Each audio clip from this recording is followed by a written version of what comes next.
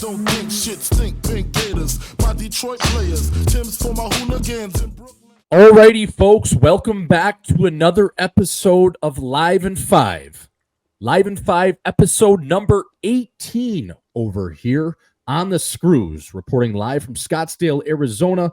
I am your co-host, DJ Swish, as always, joined by Gage, Ausmus. Folks, this episode is brought to you always by Mini Movers and Butter Golf. Mini Movers, the official moving company of Live in 5. If you need anything packed, if your shit needs to be packed, I know a lot of people on the other side of 2024, maybe your lease is up. Maybe you're moving out of your one-bedroom house, and hey, baby, we got the family size now. Give the fellas over at Mini Movers a call. Our boy, CEO of the company, Gage Ausmus, over here. So if you need any help, you want a quote, slide into their DMs on Instagram, Twitter, or talk to the man himself over here, Gage. So, folks, again, that is Mini Movers, and as well brought to you by Butter Golf. Butter Golf is the official lifestyle and apparel brand over here, again, at Live in 5. We have some cool things coming up here in terms of the waste management, as well as a collab probably for the All-Star game. So, folks, be on the look. I'm wearing one of the new hats right now. Azo, I got to send this your way. This is a navy and white Butter Golf cryptic kind of Detroit Tigers-ish, B. So pretty juicy hat. Gave these to some of the Desert Dogs. They've been a hit. So be on the look for these hat, folks. They should be on the shelves in the next week. But Azo, on the other side of 2024, bro, what's going on? What's shaking? Where'd you spend your New Year's? We touched on amateur night leading up to the night of when most of the amateurs slide out and get in the mix and they get all goofed up on Mountain Dew and probably puke and pass out next to their girlfriend or, whatever, puke on the toilet, whatever it is. But where did you spend your New Year's at? I believe you might have been somewhere nice, fella. Yeah. Ended up going down to, what do they call it? That's not the Sunshine State, is it? It's California. Is that the old Sunshine State? Okay, I got that right. That's a classic slap shot line. Here's to the Sunshine State, right? They were moving the team from Johnstown. The rumors were they were going down to the Sunshine State to all that gorgeous snatch in FLA, right? The old Mo Wanchuk. So yes, you are right on that, bro. Yeah, so I headed down there. It's just a great spot. People actually, they're complaining, it's too cold for them. It was 70 degrees. 70 degrees is fucking perfect for me. That's right in the wheelhouse. Cool. If I could choose any temperature in the world for it to be any day out of the year, it's going to be 70 degrees. That is perfect. That's what I kind of keep the, inside of the house at. So I don't know, man. It was unbelievable. You got that like retirement feel down there. Everyone's kind of low and slow, like you always say. No one's in a rush down there. They're just having a good time, just enjoying some sunshine. I got to golf a few times. It's funny, I went down there, and when I went down, my face, I don't get any sun in for, when it's in December, January, my face, I get real pale. I've got real white skin. It doesn't look so good when there's not a little tan on there. So, yep. I'm heading down there and, I'm looking myself in the mirror and I'm like, Jesus Christ, I look like a fucking drug addict. Do I have a problem? Am I an alcoholic? Am I sick right now? People are asking me, how do you feel? Are you sick? Yeah, I feel fine. I'm just fucking white. All right. So I got a little tan on, got the sun out, or got the face out in the sun. Got a little bronze going. It's crazy how much better I look right now. I'm talking to people. They're talking to me. They're smiling. They're like, oh yeah, you look so good. You look healthy. I'm like, yeah, it's the fucking sun, baby. I got some sun on my face. Got a nice little bronze. That's what it does for you. But then, I'm down there on Sunday, and obviously it's a happening weekend. We go golfing. We actually golfed Sunday. So it was a big New Year's Eve day for me. We go golfing at 10 o'clock. I start the day off with the faderade, obviously. Double faderade right at 10 a.m. Next question, double faderade. I'm like, fuck. I kind of hide it because, I'm golfing with Gabby and her parents. And I'm like, I don't know what they're going to think about me ordering a double faderade at, 10 a.m., 9:30 a.m. On a Sunday. Right. So I'm kind of holding it, I'm kind of sneaking it. Don't tell them I'm getting a drink. And I'm playing pretty well in the front nine. As you know, I got a nice little buzz going, playing pretty well. You got that upper in you? Oh, yeah. And, they're like, fuck, they're not playing too well. Fuck, we need a drink. And I'm like, well, I've been playing well this whole time. I've had a drink this whole time. And then they're like, you fucker, you kidding me? You got a drink and didn't tell us. And I'm like, well, I didn't know what you guys would think. It's 9:30 a.m. I didn't even know what the guy who was serving up to me was thinking. Does this guy have a problem? I don't know. But started the day off hot, obviously. And then I get 2 more at the turn. These things are fucking stiff. I mean, they ain't no joke. So then I got, I finished those after 18. We get done. And before you know it, I'm kind of floored, man. I need a couple Irishes in me. I need some caffeine to get me through it. Hit the reset. We end up, we have a little meal there at the end of the round. Have some more drinks. I think we ordered some shots, some lemon drops. And then before you know it, man, holy fuck, I'm blacked out. We're going to this fucking nice little Japanese restaurant. It's Korean barbecue. It's like they're cooking it in front of you. I'm not going to lie. I saw some pictures of me at the place. I've got a white shirt on. I've got like 3 huge fucking just sauce stains on my white shirt. My hair's out of whack in these pictures. And I'm not kidding, man. I fucking woke up. I woke up the next day. Missed New Year's. I missed the whole goddamn Vikings-Packers game on Sunday night because I just fell asleep after this. I couldn't handle it. I was a fucking amateur out on New Year's Eve. I didn't even make it out till midnight. I didn't even watch the game. I woke up and I'm like, Gabby, fuck. Because you know how you never know how you're going to act when you're blacked. You could be a fucking idiot. All bets are off. All bets are off. Yeah. You could be an absolute idiot or, you could be just normal. And no one really knows you're blacked. Yeah, you're just kind of in that pocket. Right. Oh, yeah. And, I wake up and I'm like, fuck, did I do anything dumb, because I have done some dumb things blacked out before, There was one time out, sometimes I'm going around tackling people. You never know. But I asked Gabby, I'm like, hey, like, do I got anything to apologize for? Like, fuck, I'm not going to lie. Like, Jesus, things slipped away from me a little bit there. And she's like, no, you were obviously hammered, but kind of a puddle, but you didn't do anything wrong. So kind of took you didn't kill anybody. You didn't tackle anybody. Your fight strap was on. Chin was tucked. Yes, you probably were slurring your words, but you were okay, Azo. You weren't doing anything too criminal out there. 100%. And that obviously makes you feel good. But then, every house in Florida's got a pool in the backyard. And you know what I realized about these pools, Jordo, is there's something about being submerged in water that just makes you feel fucking grounded, like you feel good. Yeah, I can put you on the screws again for sure. Absolutely. Oh man. So, you just jump in the pool after and you let it, you soak in there for a little bit, just fully submerged. And you know what? It kind of takes some anxiety away. And, luckily I didn't do anything stupid. So yeah, it was a successful weekend. And that was on amateur night, correct? That was New Year's Eve. Yep. What was your attire going out that night, Azo? Because you're probably got a nice establishment. It sounded like you were doing a little Korean BBQ. And for the folks listening, you probably had the hot rock out where they're kind of cooking it in front of you. You're watching them do that from what you remember. So what were you doing? What was your, what were you wearing that night? Did you have the sport coat on? Did you have a little collar around the felt around the neck? Or what was your outfit? Because I was tripping guys all weekend, especially out at Hot Chick on New Year's Eve. It's like, buddy, did you really have to stop at H&M and get that button down? It looks fucking terrible. And why are you wearing a floral button down? Come on, guy. Your skunk's here. She doesn't look great either. It's like, is this a 2-for-1 dress and, button down combo? So what were you wearing on New Year's Eve? I couldn't wear I couldn't go sport coat, obviously, after our last episode, just chirping the shit out of these guys. So obviously there's no sport coat coming out for me. But I had on just one of those, it was a long sleeve. I made the mistake as a white shirt. I didn't plan on getting that buckled. So it was a long sleeve white shirt, waffle shirt. It's kind of got that waffle texture to it. Got 3 buttons down the middle here. I got a little them all buttoned up. Yeah, it was a little Henley action. It was a nice shirt. But yeah, fucking, it looked good when it was clean, but I fucking stained the shit out of it. So I don't know if it's gonna survive the trip, if those stains are gonna come out, or if it's just a lost cause. I don't know, but I know before the stains it looked good.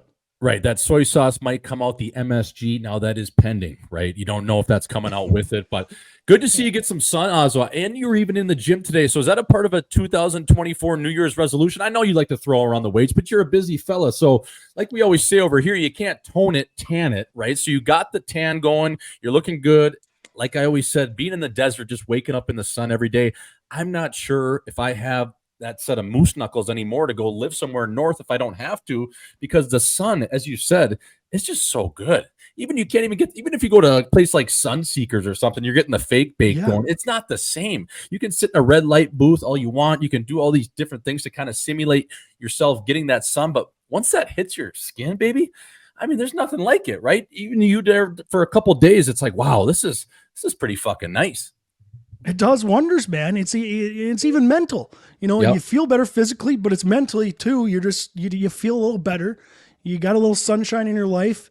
You know, that little depression and anxiety that you might have creeping up on you, living in the gray for a while. Yep. It kind of slips away, and it's you know, the sun kind of kills it. But yeah, the sun is just unbelievable. It's so underrated. It is. It's the best thing ever, is getting a little sun, finally getting, you know, that's why it's so nice going down south when you're living in Minnesota. Yep. Because you don't get any of that sun. I don't care if it's sunny out. You're not getting it. It's so far away. No, it isn't. So shout out to the sun over here. Big sun, guys. Again, if you can't tone it, tan it, folks, get yourself some sun, baby. Do it wherever you need to do it. But Ozzy over here, low and slow, as I like to say, the 30th fella, which was Friday, or I believe Saturday, sorry, went out with my sister. Nikki had just gotten back from a road trip. I believe they played in Anaheim the night before, so he wasn't looking to slash it. And they had a team kind of shindig on New Year's Eve on amateur night there. As you know, you get the boys together, the lovelies, the ball drops, you get your make out in, and then all of a sudden the beer pong floor shakes out. You're on the dance floor high stepping. So those guys were doing that. But Saturday night, I stepped out. I went over to one of my buddy's spots, Diego Pops. You've been there before, right in the jaw of Old Town. Now, listen, if you're looking for a night out, it probably starts at Diego Pops. And that's exactly what we did. Drinking the skinny margs, stay light, fell a little Casamigos right across your chin, and then ended up over at Moxie's. Had to have a couple Irish coffees, but I was proud of myself, Ozzy. On the 30th, I was able to get home before midnight, and then I was chirping everyone all weekend. Oh, yeah. The whole week leading up to it, as you know, we were chirping on the Live in 5. I was tweeting out amateur night is the 31st. Who goes out on that night? I'm a 30-year-old. I've matured. And as sure as shit, bro, at about 11 p.m., I got a call from the bullpen. A couple females. They wanted to go out, have a time. They were in town for the weekend. So what did I do? Well, I laced up the goddamn work boots. I tucked my chin, gave my nuts a little tug, and said, hey, buddy, you've been on the couch all day. You've done fuck all. I don't know why I was so stung from the day before. Well, probably because I had 15 drinks, but I was home at a decent hour. So I got a little sweat in. I got a little workout in. I kind of got to a spot mentally with a little hot, cold tub release and put the work boots on, put my fight strap on, made a stiff Irish coffee that I honestly would probably say was about a 75-25 mix, alcohol to coffee. So straight just wild turkey, kicking chicken whiskey, Bailey's, and scuffed that down, went over to the jaw again of Old Town, right in the vortex, over to my buddy spot, same guy that owns Diego Pop. Shout out to Corey. He's a good dude. He's got this place called Hot Chick, which is kind of like a bar club, but it's more bar vibes, which I can't do the clubs anymore. I'm past that age. Ozzy, you are too, probably, I assume, but just can't do the clubs. So we went over to Hot Chick, met these gals out, and man, just the people that are out, it's so funny. Like boots on the ground, the people's insider in the flesh. It was everything that I was tweeting about. It was the guy with the H&M $60 button down. His bird had a matching dress. They were all color coordinated. It was people were going to prom again for high school. Like what is going on? And it just fully reminded me that you should never step out on amateur night. You should have a party or a shaker at your place or your house, or maybe go, if you have the dough to do it, which I don't at this time, but rent out a establishment where you can kind of just have your own little thing going, hang out with the people you want to be, because man, you have to have your head on the swivel. Like it feels like it's almost like a fight night out where people just are all goofed up and the testosterone's flying. There's so many amateurs. It's just, you really have to have your head, just 100%. kind of going at all times, Ozzy. Oh, 100%. It's like, It is scary out there. Like you got some guys who are going out like, all right, fucking bunch of guys going to be out. They're looking for a fight. Then you got other guys who are just nerds. You know, they're kind of looking to stay out of it. Right. Like you said, they're dressed the exact same as their girlfriend or their bird that they're with. It's like, I don't know how she convinced you to do that. Did you have to fucking cut your sack off and give it to someone to do that? I don't know. Because that is, I mean, can you imagine your girlfriend or whoever you're with fiance, wife, like, hey, I got these matching fucking outfits we're gonna wear for New Year's. Like, imagine saying, yeah, that sounds like a good idea. Like, no fucking shot. We're not wearing the same goddamn outfit out to New Year's Eve. Like, are you kidding me? I'm fucking 28 years old. I'm not wearing the same outfit as you. Like, shut the fuck up. Right. My tie that is a flamboyant kind of color in terms of, like a highlighter pink, and you're wearing a skirt or a dress that's that same color of pink, and it's cut up right around your ass, and you got these cheap ass high heels on, and we just went to Olive Garden, and this is what we're wearing, and now we're going to Hot Chick. Like, this isn't the Grammys, baby. This is not a red carpet ceremony. We just literally bought $20 outfits, and we went to Olive Garden for the endless breadsticks and soup. I got the gnocchi soup, shout out to that, and then the tour of Italy we split, and we're all in the house for $52, and now we're going to Hot Chick. We're looking like this. Come on. What are we doing? It's just so amateur. It's like, I'm looking around. I'm like, oh my God, what is going on? And then you got the guys, just the full on jabronis that are out there strictly looking for a makeout at midnight. Like, they are so horny on belief. I mean, I don't know if they have Cialis, Viagra in their system, but they're out and they're on the prowl. They're to the point where they're way too hands-on. They're getting around these girls and they're breathing right down their neck. It's like, buddy, just relax here. Let the ball drop. Have a fireball shot, because you just need to just chill out. It's like the weirdest mix of people, and I don't know, Ozzo. I think it'll forever be the biggest amateur night out in all of sports, and it just kind of fully reminded me, well, you never step out on amateur night. It was a lesson I learned a long time ago. So funny to be boots on the ground. Was able to meet up with Nikki and some of the fellas, though they stopped by after their party, so it kind of made the night a little bit worth it in terms of just being able to slash it with the fellas. Jordo, how, like, you're on the bench, and then you get some girls calling you out, from the dugout. They're calling in the reliever, let's get them out. They want Rodney coming in with the hat cocked, right? People watching, I got the Rodney tilt right here. That's what it is. Yeah. They want Rodney coming out of the bullpen. Like, you absolutely cannot show up sober. Like, you got to have a little, like, you need like, if they're asking you to come out and you don't have any liquor in the apartment or the condo or wherever, your house, you're just like, yeah, I can't make it. Like, you need at least, like, what's getting you in the pocket? Like, probably like two to three drinks, a little bit. Like, you got to have a little buzz going in. Oh, you absolutely do, Ozzo. And the thing is when I'm coming out of the bullpen, I'm not just throwing circle changeups. I need to be able to have my two-seam fastball, my cutter, working at about 94 to 102 miles an hour, because I got to be in full character. This is full Swish. I'm meeting these girls for the first time. I got to have my one-liners buzzing. I got to be moving and shaking. I got to be at the top of my game. Again, peak flow state with the Irish coffee. So that's why I made the 70-25 concoction, which was about 3.5 shots to 4 shots right in that cup of coffee. I'm in the Uber down there just feeling like the biggest fucking loser of my life. I'm a solo. I'm making the trip from North Scottsdale right into the Old Town. Nobody I'm with. It's fucking almost midnight. I'm 30 years old, and I'm going into Hot Chick basically kind of sober. So I texted Corey. I said, buddy, let me in. Give me a chicken sandwich, because I haven't ate all day. I'm hung as shit. Give me a chicken sandwich, hot chicken sandwich, hot chickie, fellas, stay light. I went right to the back bar by kind of where the basketball court is there, which is sick because I love to hoop. And I got myself a double Tito's and a vodka, or double Tito's, splash of cran, keep the change. And then I went tequila shot right after that. And then I was going back every 6 to 10 minutes, maybe 15 minutes. That's when it gets dangerous. Oh, yeah, because I'm playing catch up. I haven't done anything all day. And at the time when you're playing catch up with no mustard, it's like, fuck, this thing could get really out of hand. And that's when I got home at like 3 in the morning or 4 in the morning, because I kind of weaned off it a little bit. I just wanted to get to the top quick and then just kind of just chill up there, right? For sure. And then, but you get home and it's 3 in the morning because they kept the bar open for us late.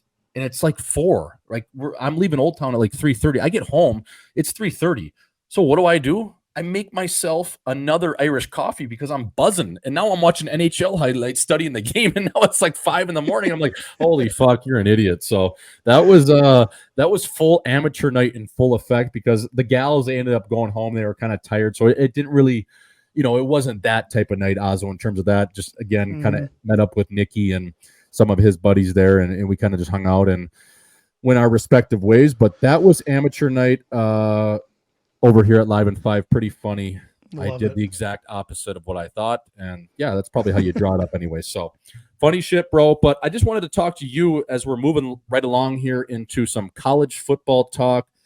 Did you see these matches the other night, the semifinal games? And I wanted to get your thoughts on that Michigan-Alabama game. Did you see the final play call from Nick Saban with the QB draw, 4th and goal? Yeah. Like, really? That's what we're going to with the Rose Bowl to get our team into the national championship, is we put it on the ground with our quarterback?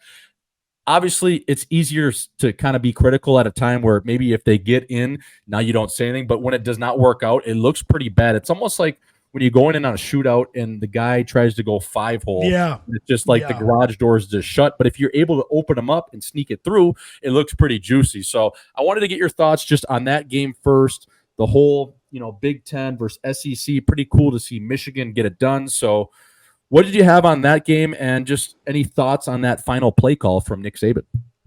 Yeah, no, I watched that entire game. I was actually surprised. I thought the big boys played well, both sides. The offensive line, the defensive line. I thought Michigan's defense is all time. They look awesome. They're dogs.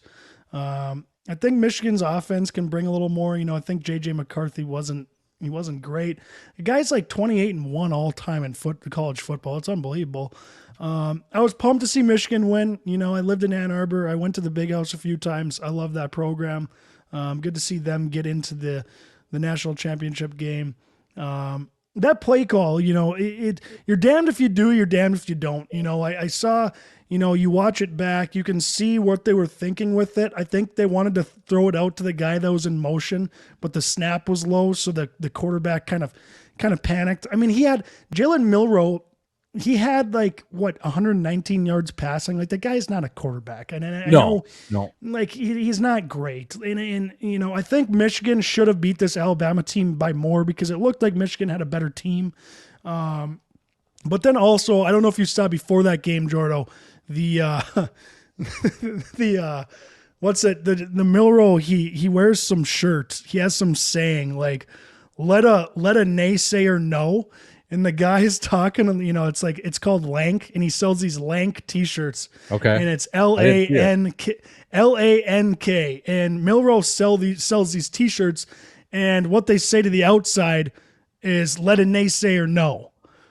I mean, we know what it actually means, right? Right. Lank, let a naysayer know. We know what it means. Yep. And this guy's going through it before the pregame show, and Pat McAfee's like, let a naysayer know? Wow, I didn't expect the end to mean that. It's hilarious. Like, you got this old white guy up there talking about this t-shirt, like, let a naysayer know. Oh yeah, really? Is that what they mean? I don't think so. Right. That was just hilarious. I didn't see that, but that was pretty funny. Who was it? Was it it wasn't Brett Musburger, was it? Or it might have been Musburger, actually. Was it Musburger? Because he seemed like he would be like that innocent, clueless kind of guy. And he was laughing after he realized, cameras on him, and he's like, oh, fuck, yeah, they got me, Yeah. But that was awesome. But I'm pumped for Michigan, man. That was good to see them win. I was surprised. It was a great game. Like, now all the people that are mad about FSU, it's like, I mean, is FSU giving Michigan that game? I don't think they are. Well, before we get to that, just the venue of the Rose Bowl is unbelievable. You have the mountains in the background. I've heard the grass there, the felt, is some of the best in all of sport and in football. So I would love to touch that felt just to give her a little tickle. Oh, yeah. But what a game. Awesome to see Michigan win. I'm a Big Ten guy, not necessarily a Michigan guy, but I was boots on the ground in terms of my couch watching that game.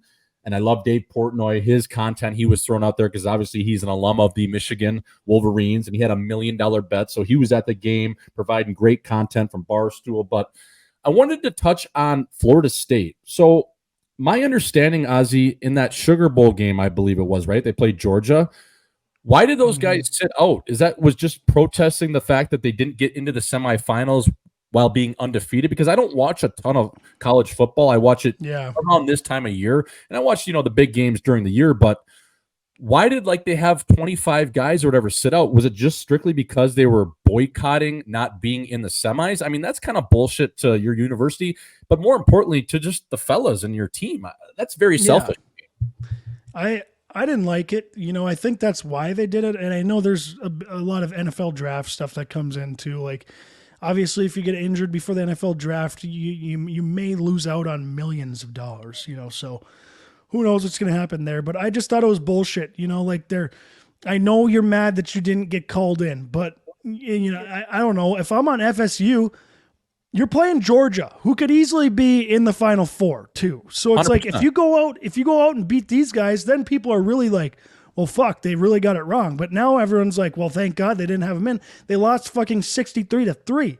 Like it was an absolute disgrace. It was a joke. It's like, how bad does FSU look now? And I don't even care that these players were sitting out. It's like, who cares? I didn't even know that. Like if I didn't see it, if I didn't see the graphic. So like, I'm just thinking FSU sucks. Like those guys kind of let down the university. And it's like, is there no school pride anymore? Like, I feel like they should have some Seminole pride, like FSU pride. Like, we're not going to let Georgia come in and dummy us and we're all going to sit out. Like, we're going to play this game and try to fucking win this game out of spite, in spite of, the committee or whatever happened. But yeah, all the writers in the committee, to me, you just prove their point further. Yes, I know they had 25 guys sit out or, 20 in a hook, but it's just like, now you kind of give that committee and those pigeons that are picking this, a part of that process, more reason to believe that they were right and feed their own egos. So I just thought it was a little bush league in terms of just not being there for your teammates. And yeah, the game necessarily doesn't really mean anything, but to go undefeated,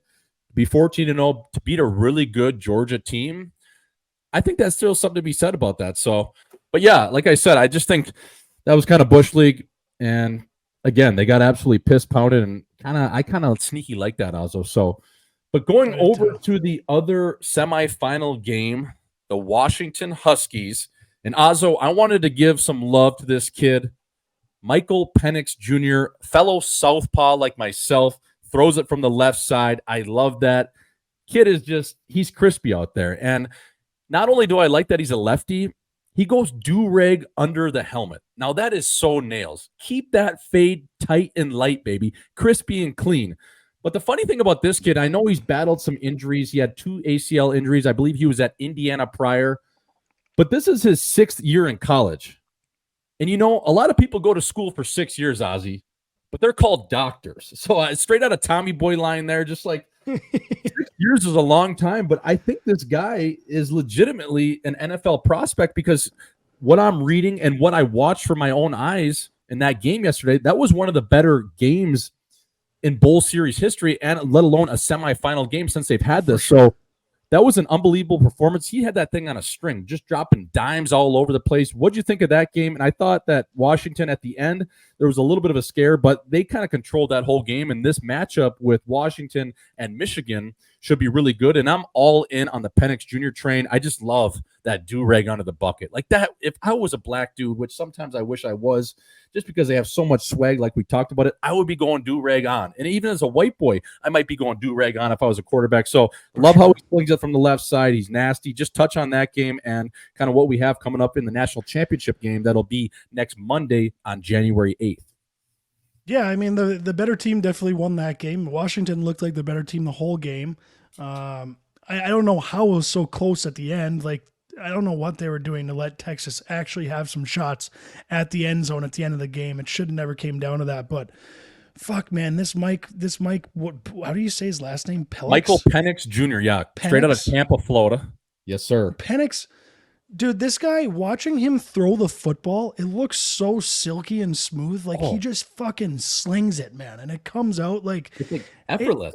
It's like, it's so easy, and he drops it into a bucket half the time. Like, some of these receivers, like, the corners had no chance at getting it. Like, it just drops into a bucket. Like, the guy is so silky. It's unbelievable. I can't believe he didn't win the Heisman, man. I know that Jaden Daniels put together an unbelievable campaign, but... I think record comes into play when you're picking the Heisman. They're undefeated. I know LSU's like 9-3 or something. So I don't know, man. I'm pretty excited about this quarterback class, especially with the Vikings kind of, They're going to have a decent draft pick this year. So I don't know, man. Hopefully he falls. I would love to take that guy. He slings it. There's not too many quarterbacks I've watched who can throw the football like that. And I know it looks weird. Anytime there's a lefty quarterback, a southpaw, it just looks weird when you're watching it. It's like, what am I watching? It looks like but he makes it look easy. So I don't know. He's awesome. That game, that national championship game is going to be something else. I don't know who's favored. Like Washington looks pretty damn good, man. I know. And to your point there, I think he should have gotten a better look at being the Heisman too over a guy like Jaden Jack Daniels Chicken straight out of TGI Fridays. I just think that the way I watched him throw the ball yesterday, and again, I'm not Todd McShay over here or Mel Kiper fucking Jr. I just know what I saw with my own eyes, and I think a lot of people would agree. Like, that was just such a crispy game, and it's going to be very interesting to see, Ozzy, with this Michigan defense, who they all rave about, going against this high-powered, high-flying Washington offense led by Penix Jr., and I don't know. I like this Washington team. I just think they have a good aura about them, a guy that's kind of battled through some injuries, stayed the extra year, wanted to see it through with his coach and, compete for a national championship, and that's where they've gotten themselves to. So, and he just seems like a cool dude. Like his interview after, for sure, he's giving shout-outs to the fellas back home and seems pretty even keel. So another great matchup we should have come Monday in Houston. That'll be interesting. I'm sure Prez will have the goddamn farm on that game, 7-figure type bet. But Ozzo, another thing I want to just touch on real quick in terms of college football, and it might be a little bit of a rant, and who the fuck am I to say, because we're a couple hockey guys sitting over here just washed up doing a Zoom call. But in saying all of that, why don't we look at expanding the college football playoff to like 24 teams and something? I don't know the whole logistics of it, because in terms of giving up a couple games, teams would have to play, more playoff games versus some regular season games. Now that takes away from revenue from universities losing, money on their own dollar in terms of home games. But who really gives a fuck about some of these bowl games? Like, do you care about the Radiance Technologies Independence Bowl or the roofclaim.com Bowl, where a couple teams are 7-5 and they're duking it out in front of a spectacle of 20,000 in San Antonio, Texas? What the Alamo Bowl is actually a good game, but some of these games are just stupid. I mean, you got the fucking Pop-Tart Bowl. Like, what are these games? Do they mean anything? I think that college football is so stupid in the fact that I know they're a moneymaker. We know that they bring in a ton of revenue, sponsorship money, people going to the games. These games generate a shit ton of money, but is there any way we can structure this where the games actually matter, where it's similar to a mini March Madness style with basketball, but in football, and then maybe you have like an NIT tournament where the teams that aren't quite as good are still playing for something? But to play in these games that just don't even matter, it's like you wake up on your couch from December the 10th to January 6th, and most of these games don't fucking mean anything. Like, do you enjoy watching the fucking roofclaim.com Bowl? No. I mean, I don't. I have no interest in it. It's like, who gives a fuck if Tulane beat New Mexico State? I don't give a shit. Yeah. It's like the Gophers played Bowling Green in a bowl. It's like, what the fuck is that? I don't know, as a player, how do you get up for that game? It's literally just for the love of the game, like, it's like these guys just love competing. It's like, you're playing for absolutely fucking nothing. Both teams suck. No one's watching. It's like, we're just going out here to fucking compete because we like competing. Right. You take a month. You take a month off too, Ozzy. It's not like this game is the next week. You're practicing for another 6 weeks.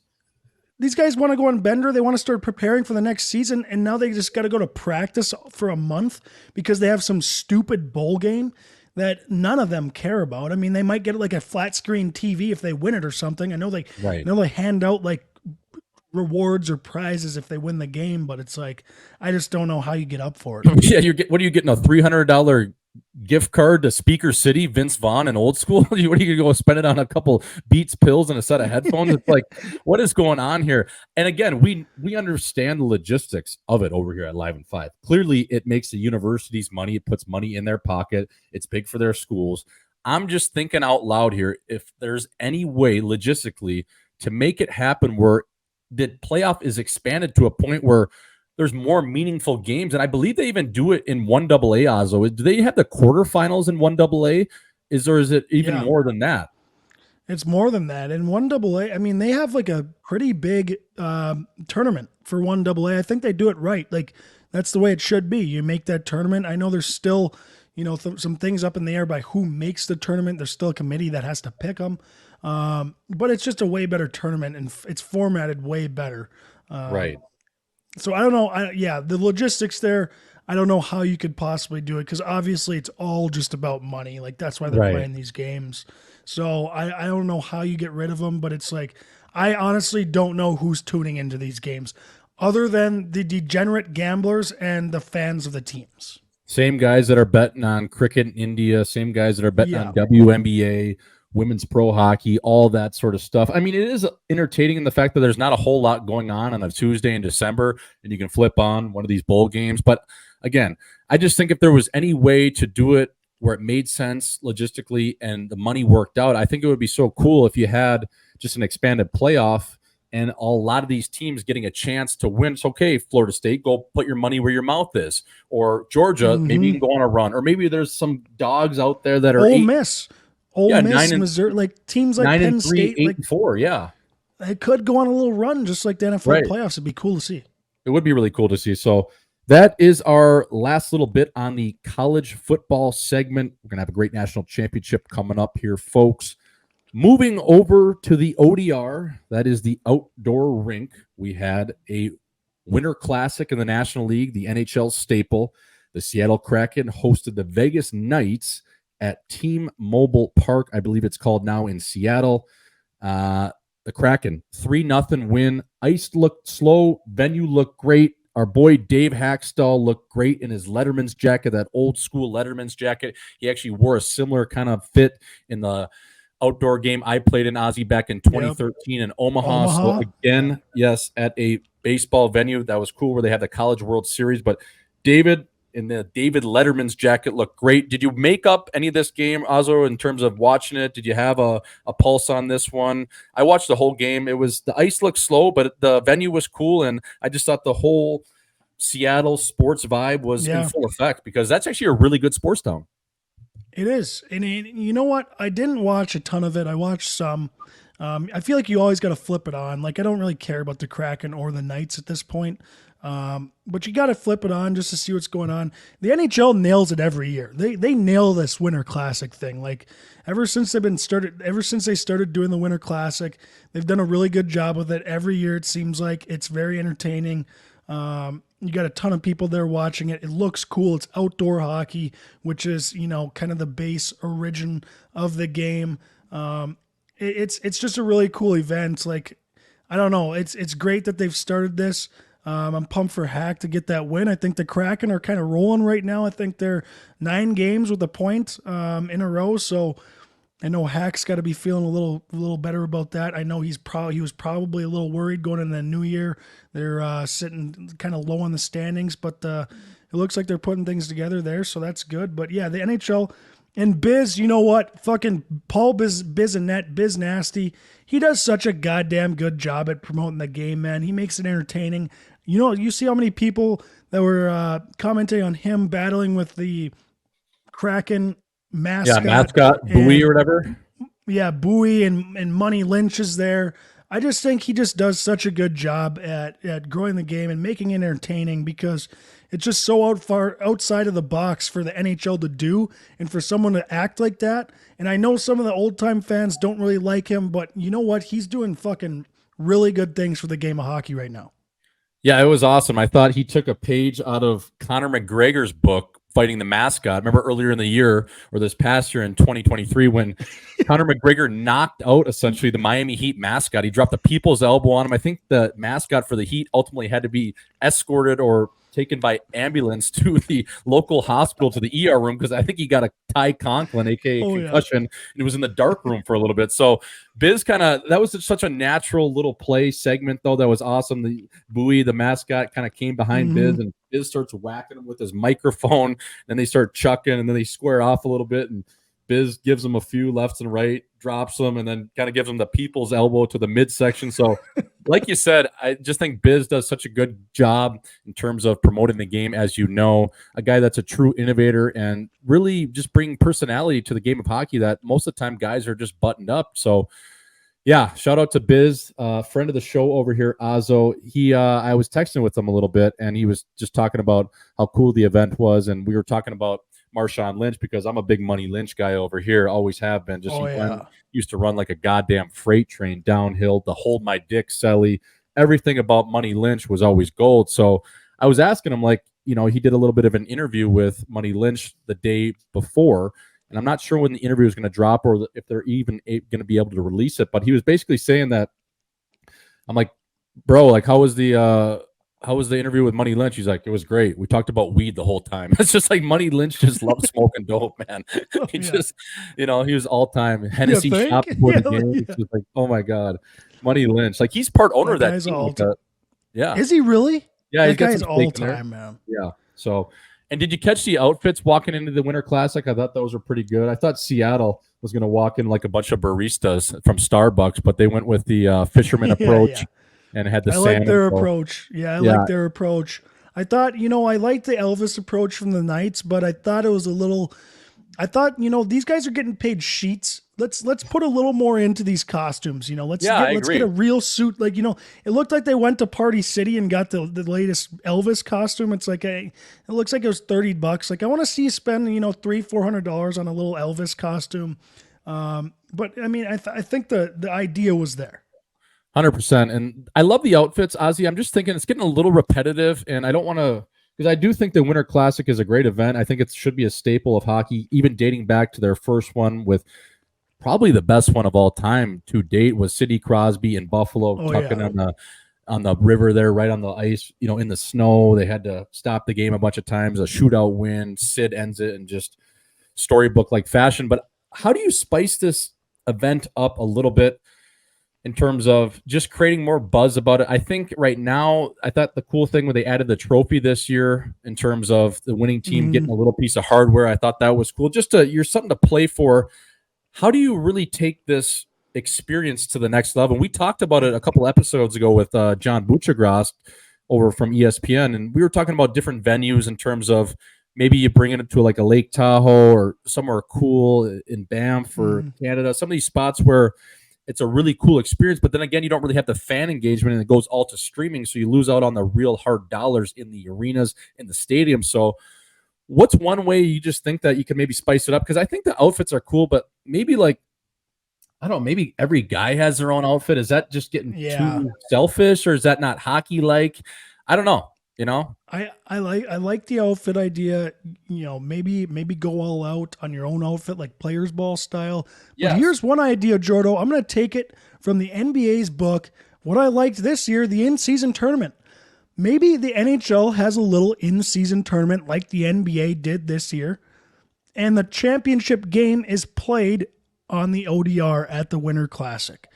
I mean, maybe that's like, that would be pretty cool. There's something on the line there. These teams are kind of buzzing. They got a little championship on the line. People want to tune in to see who wins it. I don't know. There could be something there. I just liked that the NBA did that this year. I know it's kind of cheesy, but it's good for the fans. It gives you something to cheer for. Everyone likes cheering for a championship. That's actually a great idea, Ozzo. Play an in-season tournament, maybe spice up the ice like the NBA spiced up the court, where there's different colors going on. And then the winner, instead of maybe going to Vegas, you fly them up to Mystery, Alaska, and they put up some sort of spectacle with, again, people can watch the game. Maybe there's a little bit of a grandstand built, but it's a rink they build somewhere in the middle of nowhere and kind of create that Mystery, Alaska-ish vibes where the Rangers came to play the team in Mystery. Hey, I'll play those Rangers. Is there that line? I'll play those Rangers.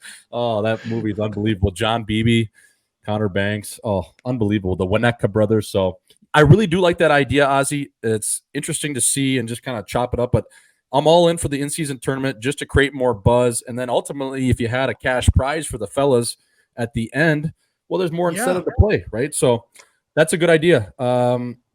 Just moving along to a little bit more NHL talk.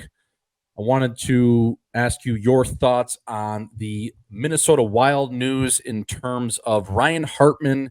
It came out during a Winnipeg Jets press conference that he told Winnipeg Jets forward Cole Perfetti he intentionally high-sticked him in the face as retribution for Brendan Dillon injuring Kirill Kaprizov a day earlier.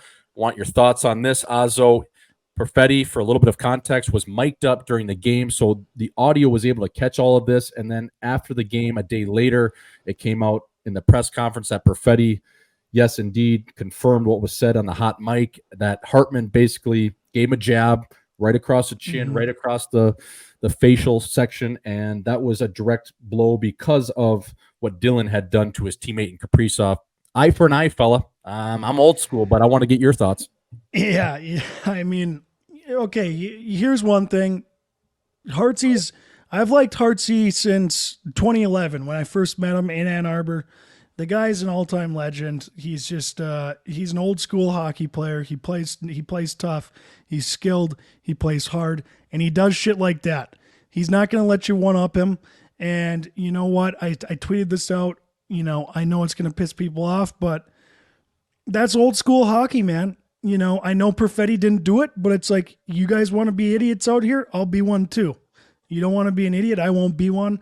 It's kind of nails. And you know what? Perfetti took it like a fucking man too. He did. He didn't that was good. He didn't say shit during the game. He didn't say shit to anyone after. I mean, it kind of came out. He's like, yeah, he told me he was just getting me back, and he was like, he's respectful about it. Which, you know what? Okay, Hartsey, I'm with you on getting him back. I don't know about a stick to the face. That's a little overboard, maybe, because you're messing with some jibs there or whatnot. But at the end of the day, it's just a little cut on the lip. I mean, I think that's perfectly okay with me. I mean, that's 100% fine. You know, it could have been a lot worse. He could have done something way worse. He could have fucking ran the guy from behind, which we talked about would be way worse. And he probably wouldn't have even got a penalty for it either way, or fined. So, right. I think he went about it the right way. I don't know about the stick to the face, maybe handle it differently. It's kind of funny that Perfetti had to take that blow because it's just this young kid who did nothing. And, you know, Brendan Dillon's just sitting over there like, I mean, I did it and I didn't get a stick to the face. So it's like, I mean, right. I don't know about the choice in guy, but I just love that attitude. Like, Hartsey comes out like, hey, buddy, sorry, your guy's going to do that Kaprizov. I'm going to fuck you guys up. It's just the way it is. 100%. And Ozzy Hartsey, as we know him, a kid that grew up in Chicago, he was on the 94 Mission team. I was on the 93 Chicago Mission team. You got a firsthand look at what he was all about in Ann Arbor at the U.S. National Program. This guy has played the same way his whole career. He plays hard for his teammates. He plays a little criminal, and he brings that edge to this game. But hear me out here. Say if Perfetti is not mic'd up, and say Hartsey doesn't even say that, how many times have you seen a guy intentionally stick a guy in the face, though, without just verbalizing it? It happens all the time. So all the time. That's the thing. It's like, I've done it myself, where I get a guy up high with a butt end, or I get him with a stick, or I come across his face with a fucking full glove on, or I drop my glove and I catch his chin. Like, I was never a tough player, but I knew how to play dirty when I needed to. You have to. For sure. And when you take out a guy that is their best player on their team, all bets are off. Nobody's safe. Hartsey says, you take out one of our skill guys, our best player, well, I'm coming from one of your young bucks. And right now it happens to be Perfetti that's on the ice, and he's getting it. Whether it's a stick, it's a knee, it's an elbow to the face, he's getting something because you just took out our best player, and I want to send the message to our locker room, and not only our locker room, your team and the rest of the league, you don't fuck with us. So whether Hartsey verbalizes that and tells the kid, I honestly kind of like the policy. He's fucking honest Abe. You don't go on Abe Lincoln with it. Like, he's just telling him what he's doing. I kind of like that. I respect Sorry, it. Bud. Sorry, buddy. And how many guys wouldn't say anything? Most guys wouldn't say anything. Just, at least he told you. And most guys would deny it and say they didn't do it on purpose. But Hartsey comes out and he says, hey, buddy, this is what happened. This is how it's going down. And I think that honest policy took a young kid like Perfetti so off guard. He was like, yeah, I actually kind of respected what he was saying. You know, it's like he convinced him that was fair. He just got stuck in the face, and he's like, you know what? It's kind of respectful. Yeah. So I don't know. People are all in alarm, and it's just funny because I think if Hartsey doesn't say anything, or he defends himself in a way where it's like, you know what, that was on accident. Now people are like, okay, yeah, just fine him. But the hot mic, what he says, the honest policy, Perfetti, it's just a funny way of doing it. And honestly, I want Ryan Hartman on my team, and I think 31 to 32 GMs out there, or 32, all the teams in the league, would take a guy like that at $4 million who plays criminal, can score you 30 goals, will fight, stick up for his guys, and he will go to war for you. So I don't mind the play at all. It's hockey, Ozzy. It ain't fucking this ain't powder puff, baby. This is a tough game. You got to be tough. So I thought that was good. Fine, move on, whatever. And yeah, so I think that is our National League little segment there. Ozzy, moving over, staying on the ice, moving over to the World Juniors. Today, we are recording on Tuesday the 2nd. Canada loses in the quarterfinals to Czechia 3-2. Czech forward Jakub Stancel, I hope I'm saying that okay, scored 2 goals, including the go-ahead goal with 11 seconds left. Pack your shit, Canada. Your tournament is over. Get on the first, well, I think probably Air Scandic bird straight out of Sweden and get your ass back to Canada because you are no longer there. I think it's the first time since 2019 Canada has not advanced to the semifinals. I'm not the Elias Sports Bureau over here, but I believe that stat checks out. So did you catch any of that game? I just saw the highlights. I haven't honestly been really tuning into the juniors, but if you saw that game, Ozzy, just touch on that a little bit. Yeah, I had that game on actually on my, I've got my dual monitor set up at work and I've got a third screen off to the side. I had it on the third screen this morning. They played this morning. I only turned it on because I saw Czech was up 2-0. I think into the third too. So I turn it on, Czech's up 2-0. Canada storms back, ties it up. I'm like, oh, Canada's got it. And 11 seconds left. This guy shoots it, hits a Canadian defenseman. Ricochets off his foot, goes in the net. Ooh. Tough ending for Canada. But you know what? That Czechia, they're not called the Czech Republic anymore. They're called like Czechia or Czechia. Czechia or something. I don't know. Yeah, I don't know why they did that, but they look good. I mean, they took the U.S. team to overtime. I think they lost in the 7th round of the shootout. They're a pretty good team. It's just the fact that the Canadian team is out this early is just, that is never going to sit well with any Canadian or any hockey. I mean, that is just, they definitely have the top team or in the top 2 teams every year. And as well, they should. They have the best players. So I can imagine, Hockey Canada's just going insane right now because that's like one of their biggest tournaments all year with the Olympics not being played now. It's like that's like Hockey Canada's go-to event, and for them to not even medal, I mean, they got to be fucking, what a shit start to the year for Canadians. 2024, they already wrote it off. It's like, this year sucks, dick. It's out. Yep.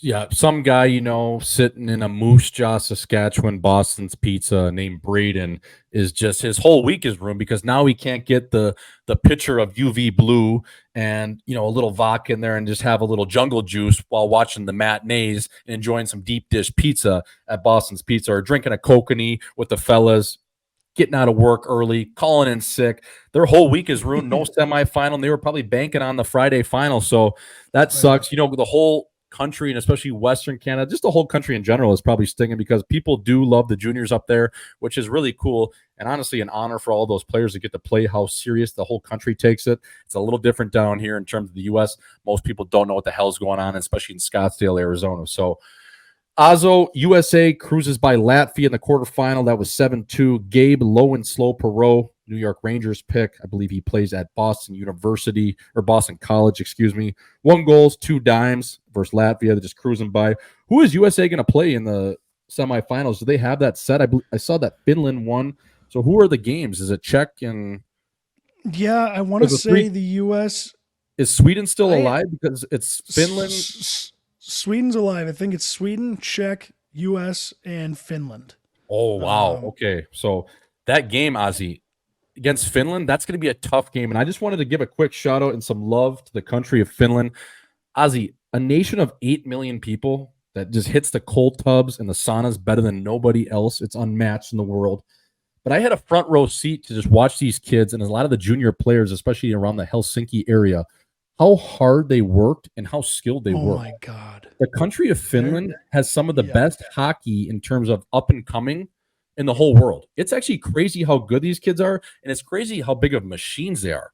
They work like nobody's business. I'm talking, I've seen Swedes, they work harder than most Swedes. They work harder than most American kids, Canadians. Everybody works hard, but these guys and these kids take it to another level.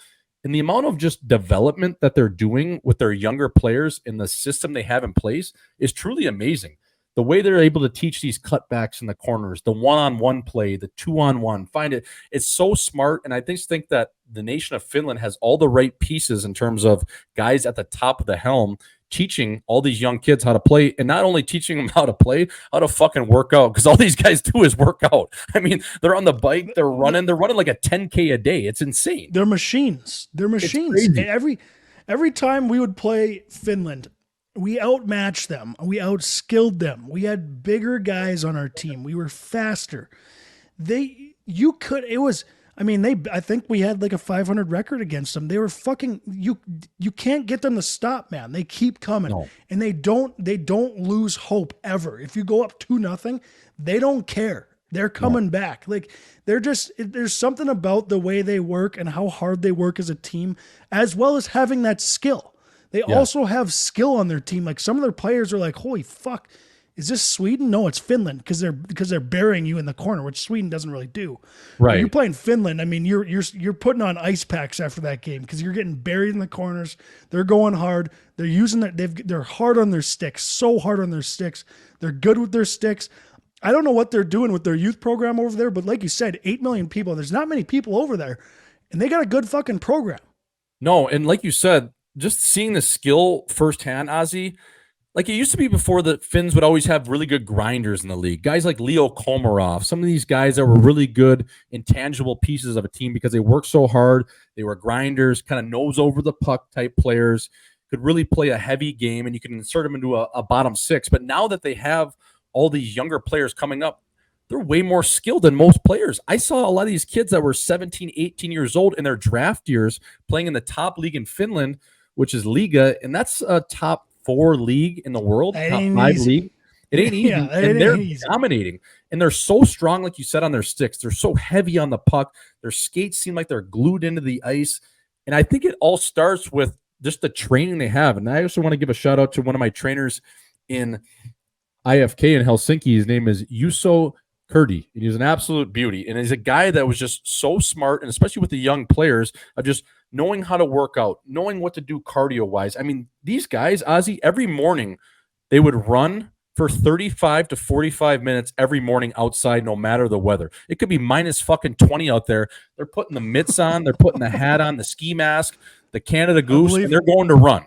And what was I doing? Well, I was walking the concourse in the rink because I didn't know fucking way I was going outside to run. But these guys would all be out there, and just the conditioning, the mindset is like they're all drill sergeants. And I think it starts a little bit with them having to serve in the Army too, because as Finnish citizens, you have to do 1 year in the Army. And I think that just really bleeds into the character, the discipline. So shout out to Finland. That's going to be a great match. USA has their hands full because those guys aren't pussies. They're not Swedish like Ozzy. They're fucking nails, and they're tough.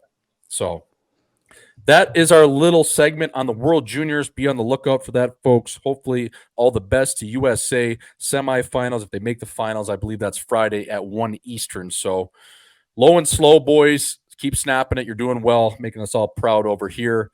Moving over to the gridiron, Ozzo, NFL Week 17 recap. My Packers piss-pounded your Vikings 33-10 at U.S. Bank Stadium. Jay Love looked great, 256, talk much, 3 touchdowns. That was a great game. I wonder what the city of Minneapolis was like on that night, New Year's Eve. Oh, my God, that had to be a fucking amateur hour.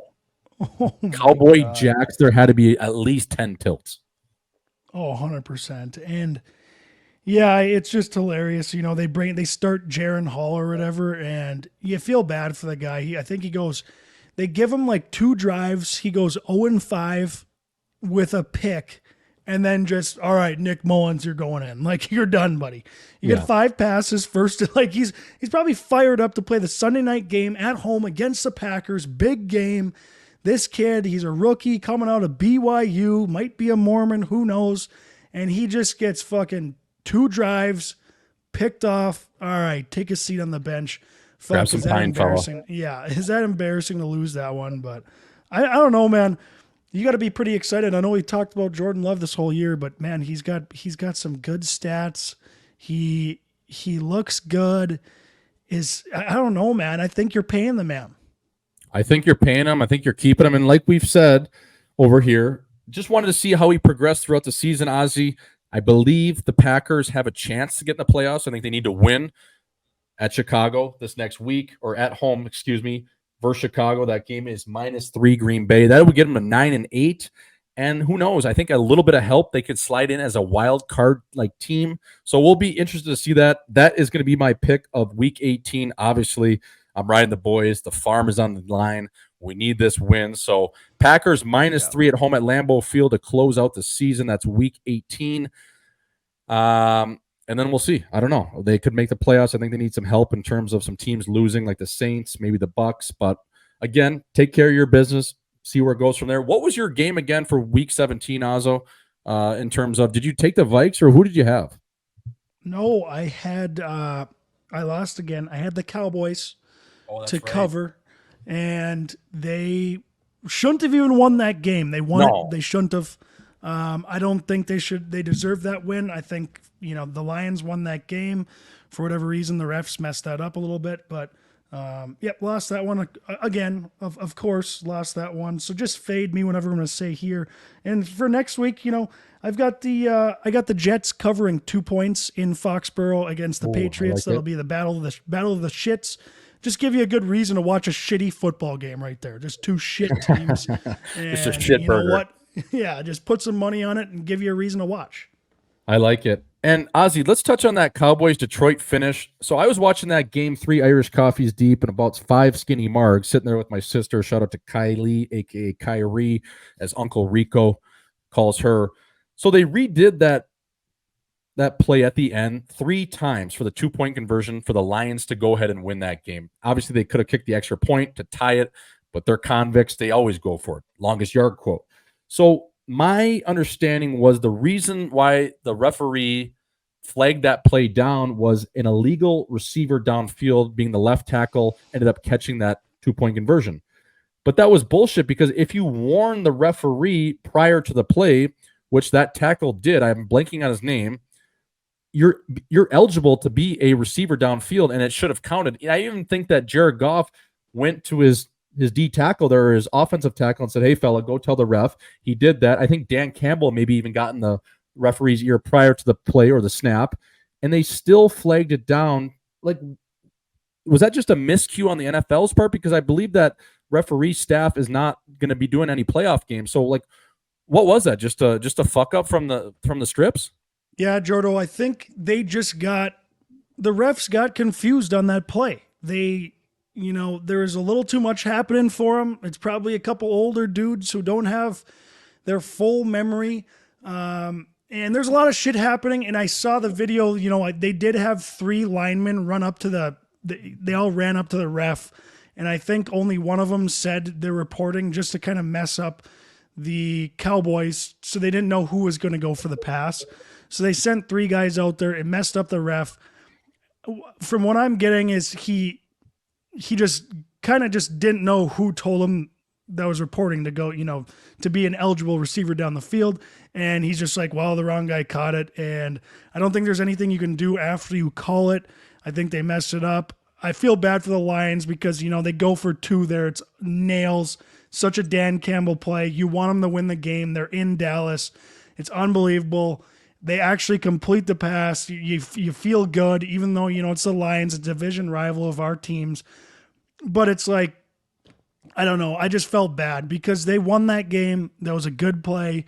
They did the right things. I think they just confused the refs. It was just a little too confusing for them. And that's what happens when you got fucking human beings, making these calls, because human beings aren't perfect and they're going to make some errors. And the ref clearly just didn't know who reported to be the eligible receiver downfield.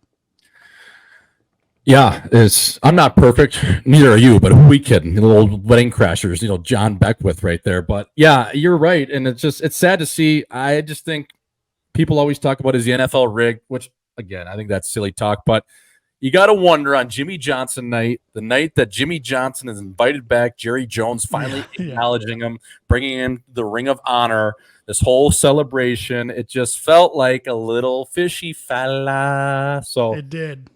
I don't know. It sucks for the Lions because I love that play. Anytime you get a guy that normally is not going to catch the nugget and scores a go-ahead 2-point conversion, now that's pretty cool. So sucks they fucked that one up, Ozzy, but it ain't perfect out there, baby. Celly of the week, I'm going to start us off. I had Ja Morant. He, in overtime, caught basically a game-clinching dunk. It was a great play by Marcus Smart. They inbounded the ball and kind of ran a little bit of a backdoor cut. Morant, using his springs, goes up for it on an alley-oop, dunks it home. And then what does he proceed to do?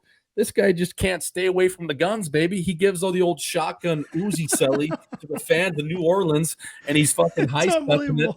And it's like, bro, what are you doing? You're going full shotgun Willies again? Come on. I thought you got out of the strip clubs. I thought you put the Desert Eagle down, and now you got the Uzi out? Come on, baby. So I just thought that was so funny. I mean, it's a harmless Celly, but it's like, dude, does this guy just always have guns on his mind? Like, come on, man. Yeah. It's just not enough awareness there. And yeah. I love that Celly though too, out of Ja. Like it's almost like, you know what, if he's actually that witty and he's like, you know what, people are gonna chirp me for this, but this is good. This is what I'm gonna do for my Celly. Like it's kind of nails. I like that out of him. And that was kind of my Celly that I was going to bring up. Quinn Ewers did the same thing, kind of, he fires into the crowd after a touchdown. Yep. And I know Barstool Sports commented, they tweeted out and threw a caption on both these Cellys. And on Ja Morant's, it was like Ja Morant firing bullets up into the upper bowl or whatever. And then the comment for the caption for Quinn Ewers, the Texas quarterback, was, oh, Quinn Ewers is having some fun tonight. And people are like, oh, well, yeah, Barstool's being racist.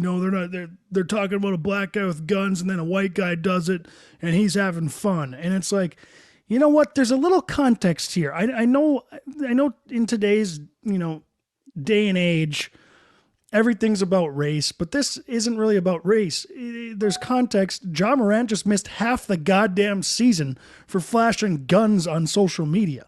And like, yeah, they're gonna make gun jokes about Ja Morant when he does a gun celebration. Like Quinn Ewers not known for guns like Ja Morant. Like if you say gun, I think Ja Morant, and when you say Ja Morant, I think guns. When you say Quinn Ewers, I don't think guns. No. I think Texas football or whatever. So It's like there's context here. It's not about race. It's just you gotta play into that gun thing on Ja though. It's hilarious.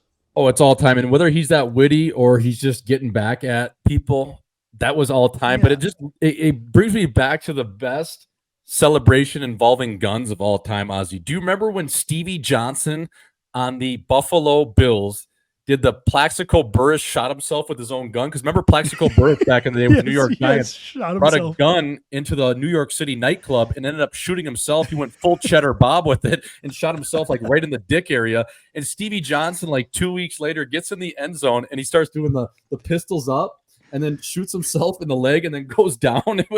That was the best gun celebration of all time when Stevie Johnson hit the Plexico Burress Cheddar Bob, shoot yourself with your own gun, Celly. That was all time. So I was howling when I saw that because I was like, any celebration involving a gun is just, I think it's funny. I mean, it's especially when you've got the guy that shot himself with his own pistol. So that's funny, Ozzy. Moving right along over to the nail gun of the week. What'd you have for that fella? Yeah, so I don't know who this guy is. I don't know what league he's playing in. I don't know if you saw this video, Jordo, but it's on Twitter. And, he's wearing number 20. And he ends up, I don't know if this is like a Quebec fighting league because it's a line brawl or what's going on. But anyways, line brawl happens. 20 grabs his guy, knocks his guy out. Skates towards the bench. Guy hops the bench. He takes on his second guy, pummels this guy. Third guy hops off the bench. He's in his third fight in one sitting. Like he hops into his third guy and starts feeding him. I think he actually lost the third fight, but it's like, holy fuck, are you a fucking nail gun or what, buddy? You just got in 3 fights in one shift. How many penalty minutes is that? 50? Do you have the video of this? Can you find it? I have. Like, I have the video. We're gonna post this to our social, and we're gonna make this a clip. But so he goes one guy, and then he goes another. Are they all on the ice at the same time, or is he jumping a guy like on the bench? Walk me through that again. One of the guys, I know for a fact, I think the second guy he fought actually beat up his teammate. So he went in and helped his teammate. But the third guy for sure came off the bench. I mean, he just hops the bench and they start tilting center ice. It's absolutely incredible. I'm gonna send it to you right now because send it to me. It's insane. It has to be that Quebec Fighting League because I don't think they fight like this in any other league. No, that league is insane. The Quebec Fighting League is like, they actually pay him okay money. I remember like Donald Brashear back in the day in the lockout year was making like $300K. And speaking of Donald Brashear, Ozzy, that guy is 51 years old. He's still fighting in that league. He's back playing. Donald Brashear. No, he's not. Yes, he is. Yes, he is. He's 51 years old and he's fighting. So he's probably one of this guy. Yeah. They probably fight each other. I know they pay well because there were a couple French guys on my coast team in Colorado that they were very tempted to go play in this league because they get paid like twice as much. Right. But they have to fight every game. They're already fighting every game. That's what they wanted to do. They went to the bars to fight. So it's like, why not go get paid more to just do what you love doing? I mean, it's like straight out of like a gladiator, you know? It's just like back in the day. It's like you're in the Roman Empire where you're just like the show ponies expected to go fight. So the Quebec Fighting League is still the same. Good to see that's still in good hands. My nail gun of the week, Ozzy, walking into Citizens Bank Field over in Philadelphia, South Philadelphia. Kyler Murray walked in with a Sidney Crosby 87 captain Pittsburgh Penguins jersey, went into the bank, got it done, shoved it right down their throat. I thought that was so nails from the little fella out of Arizona with the Cardinals here. Season has not been perfect, but if you're looking for a little bit of a Dan high note, what a win that was. What a statement. And just a set of moose knuckles. If you're going to be walking in with a Crosby jersey, who is hated in the city of Philadelphia, to get it done like that was impressive. He was swagging into, walking in. He just looked great. So sick win there.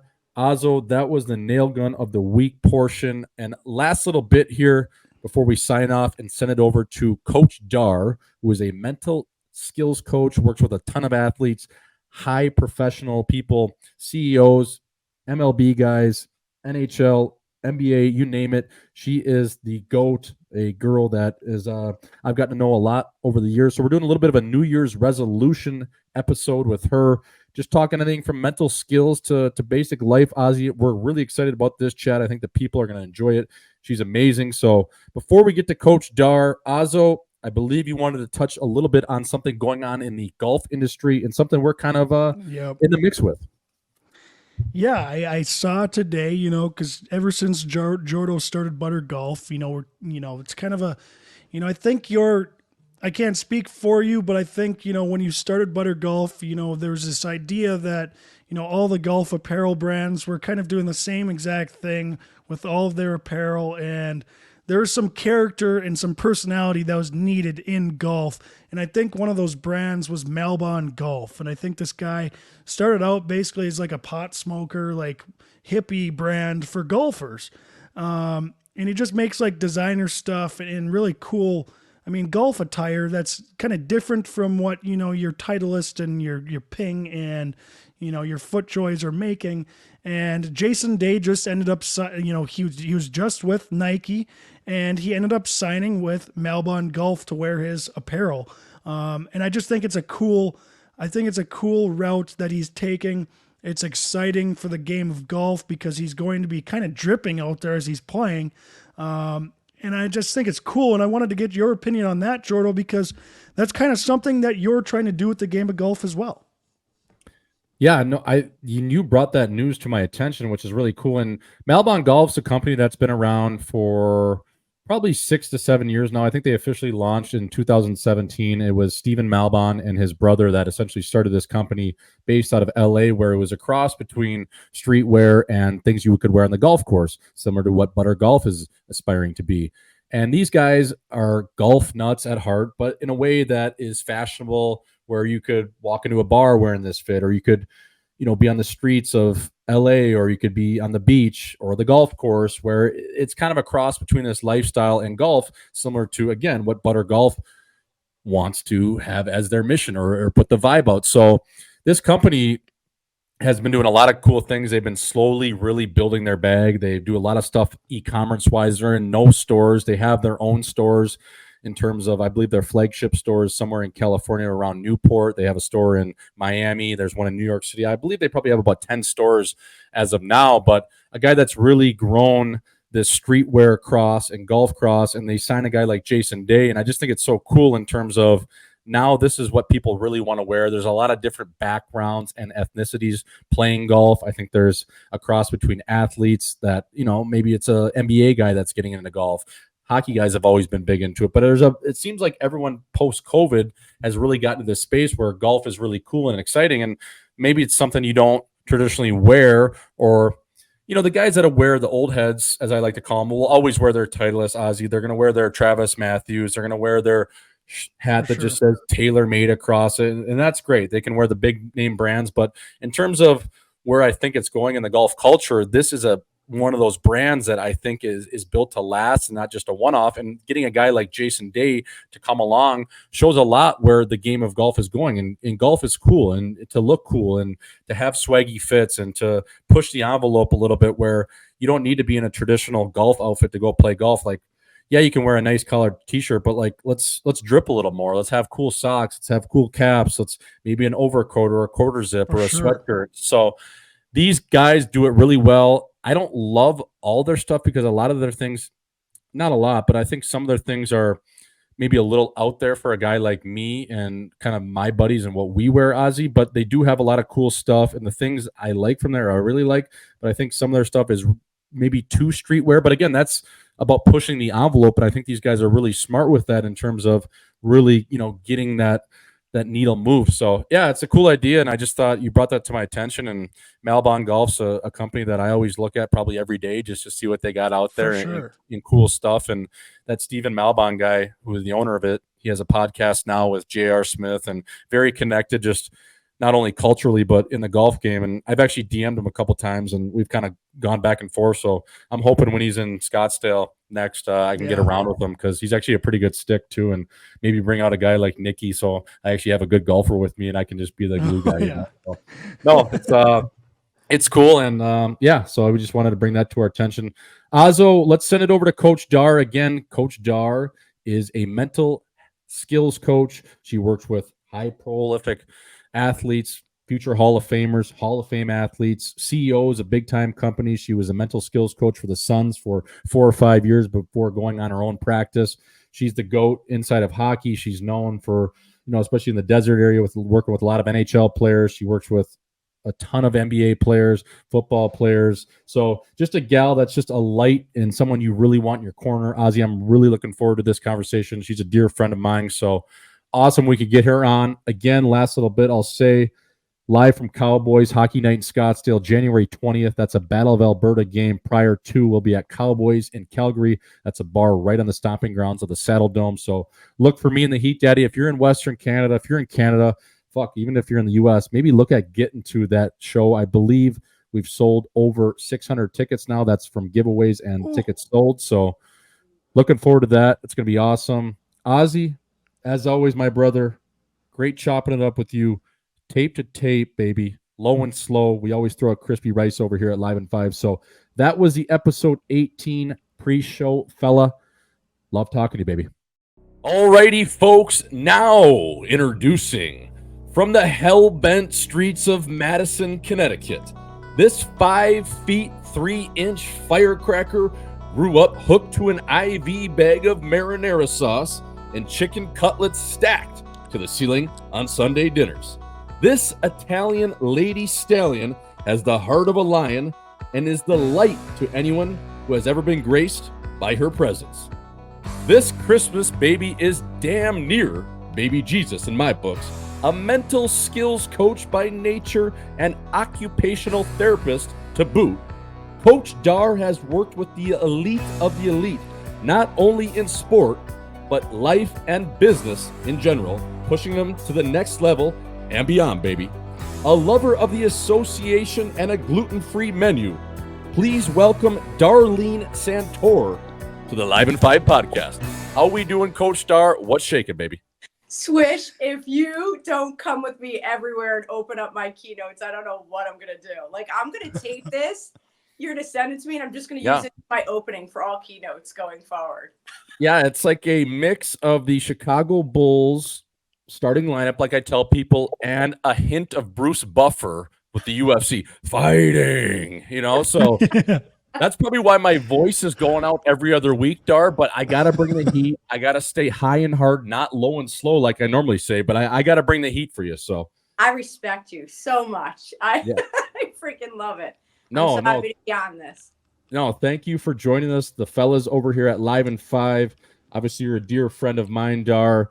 Someone that's been really big for me just in terms of not only life, but just hanging out and a great friend. But I guess let's start at the top. You're a mental skills coach. Like I said a little bit in the intro, you work with a lot of elite athletes, CEOs of big-time successful businesses. But just take us back maybe to the start of where this kind of all started. I believe you went to Syracuse. Yep. You grew up in Madison, Connecticut, Italian family. So just kind of take us through the start of Coach Dar and what led you to a little bit to this point. I know that's a loaded question, but just give us a little context of how this became. Well, you started it. It's the marinara sauce. It's the Italian. My family is like the damn Sopranos. We have Tanto, Biagio. Like, my mother used to think, like, just because she had, for every finger, she had to have a ring on it. We are like true Italians. We didn't know any different. I literally thought growing up, like, it took a while, and then I looked at my father, I go, you mean there's other people than Italians? Like, that's how many Italians are around us. So growing up, big family.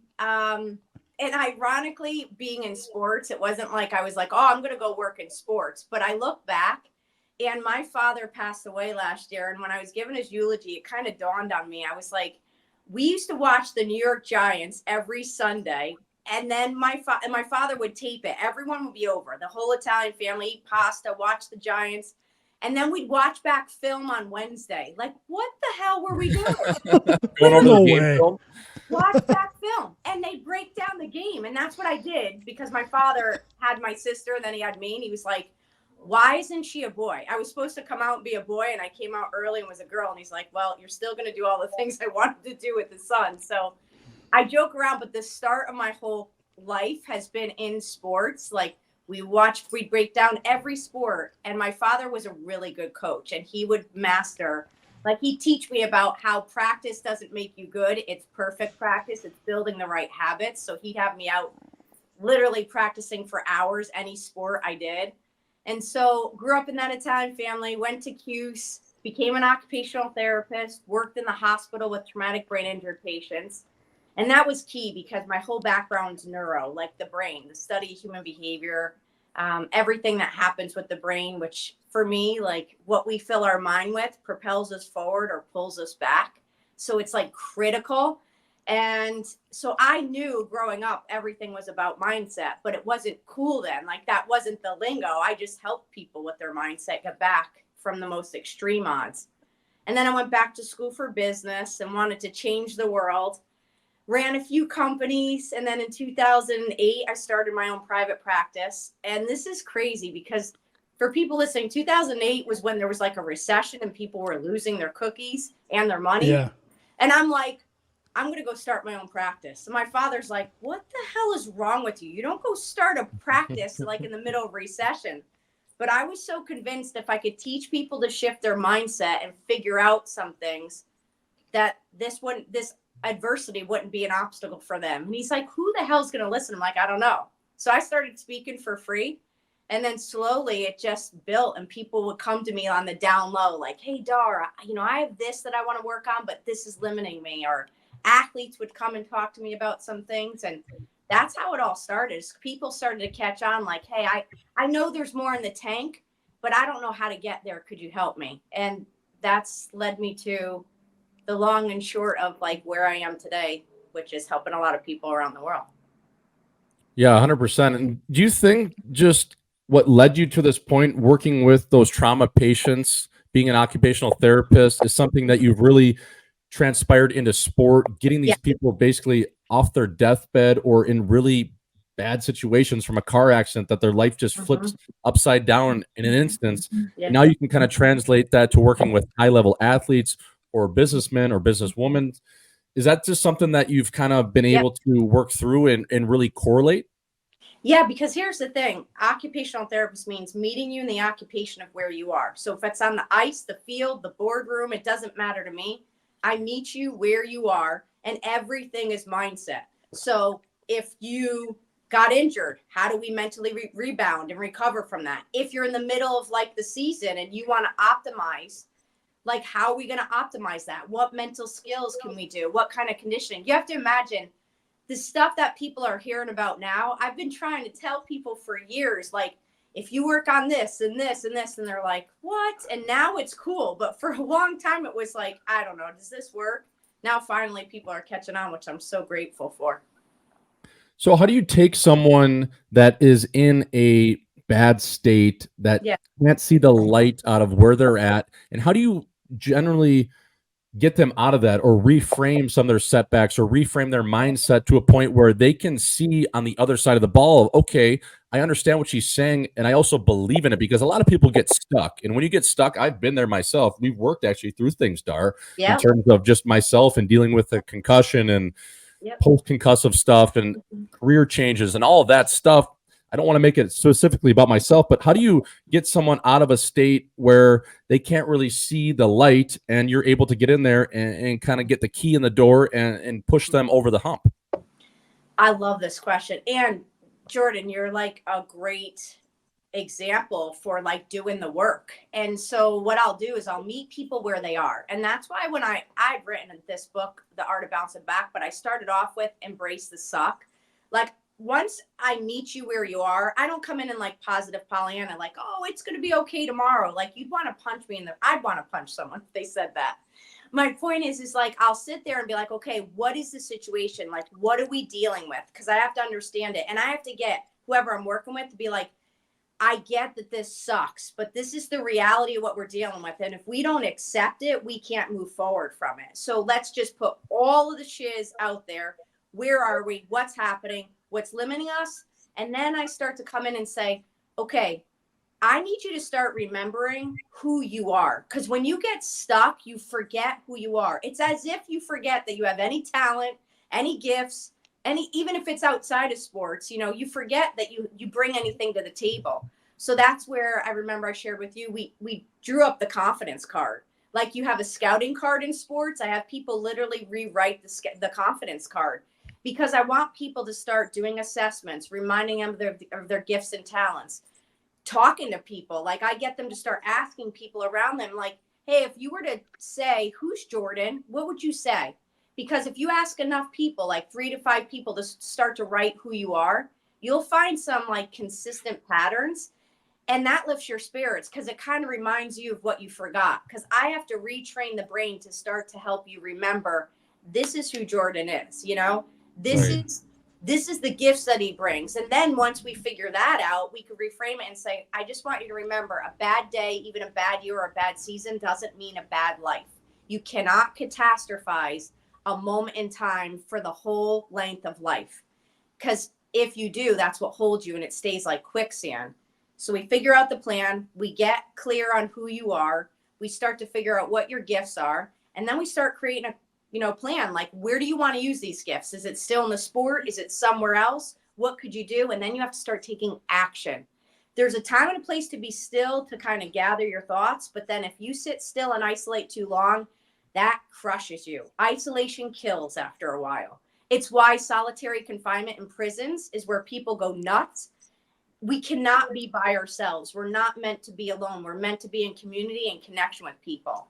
And so that's why even with you and I, we'd stay in touch. We'd talk. We'd plan out some things. Anyone I work with, I'm like, stay in motion. I'm always inviting people. I'm like, what do you want to do? Where do you want to go? Like, let's keep everyone in motion because once you make the plan, you got to start acting on it. And just by acting on it, doors open. But they won't open if you just sit alone in your room. Yeah, sure. I think, Dar, you always talk about connection, building your tribe is the word you use. Yeah. And as a couple washed up athletes over here, it can be really hard at times. I think Ozzy, we Yeah. probably both struggle with this, even myself just being recently out of it, is where you don't necessarily miss playing the game, Yeah. but you just miss the guys in the locker room, reporting to duty, punching the clock, being able to hang out with a dude with your wrench out, like I say, you're naked walking around the room, you're having fun, you're chirping each other, you're in the sauna, you're making fun of the trainers. It's just that camaraderie that you miss. And I think for a lot of athletes getting out of sport or transitioning to their next phase, it can be really hard. Yeah. So that is a huge thing that you really stress with me is Mhm. just building that connection and having your tribe, whether it's 4 to 10 people, but really close people in your life that can be there for you. And ultimately you're spending a lot of time with them because, as I said, when you're getting out of the game, it's hard, Dar, sometimes when you don't have that locker room to report to every day. And I think there should be, we've talked about this before, and you want to set something up like this even yourself. I think you came up with the idea because you're a genius, but it's just like going somewhere where you can just go hang out with people that played sports at a high level. And it's almost like a country club, but just to go hang out in a locker room feel. Yeah, totally. It's that we need to recreate the locker room. But I mean, here's the thing, until we get some of those places up and going, this is just for anyone listening, like find a way to recreate the locker room. And so what that means though, is the locker room is you have to find, even if it's 3 people, find 3 people that you're like, hey, if it's virtual, let's meet every Friday virtual and let's connect. Let's talk what's going on about life. If it's in person, let's go have, let's share a meal. Like, I'm not kidding. I swear if we could, being the Italian, if we would like break bread and sit around the table and share more meals together, people would be happier. And I'm not even joking, but like just having time to see people and putting deposits into friendships will recreate the locker room. And then like Jordan, I love that. It's like, hey, let's go work out. Let's go do a hike. You get people in your, in your area that you could go and do some things forward. You have something to look forward again to, because that's what you had in the locker room. You had connection, you had a community. You had people you could be like, hey man, I'm going through something. They're right there. And then you leave it and you have no one and you're isolated. So that's why I'm so big on find those people. And it's hard, and I'm not discounting it, but you got to start by getting out there, like going to an event or, showing up at a workout or going to a game. It's like finding ways just to reconnect, or call a buddy that you haven't talked to in a while, reconnect with them that's in your town. But like I said, I have so many friends that virtually, they'll be like, hey, every Friday we just decided to get on and we're going to connect like on FaceTime or Zoom. And we just be like, what's going on in your world? And they just feel like they're not alone. Yeah, that's a good point. I mean, that's why, I didn't take any of these classes or know what I was doing, but when I stopped playing hockey, that was the toughest part.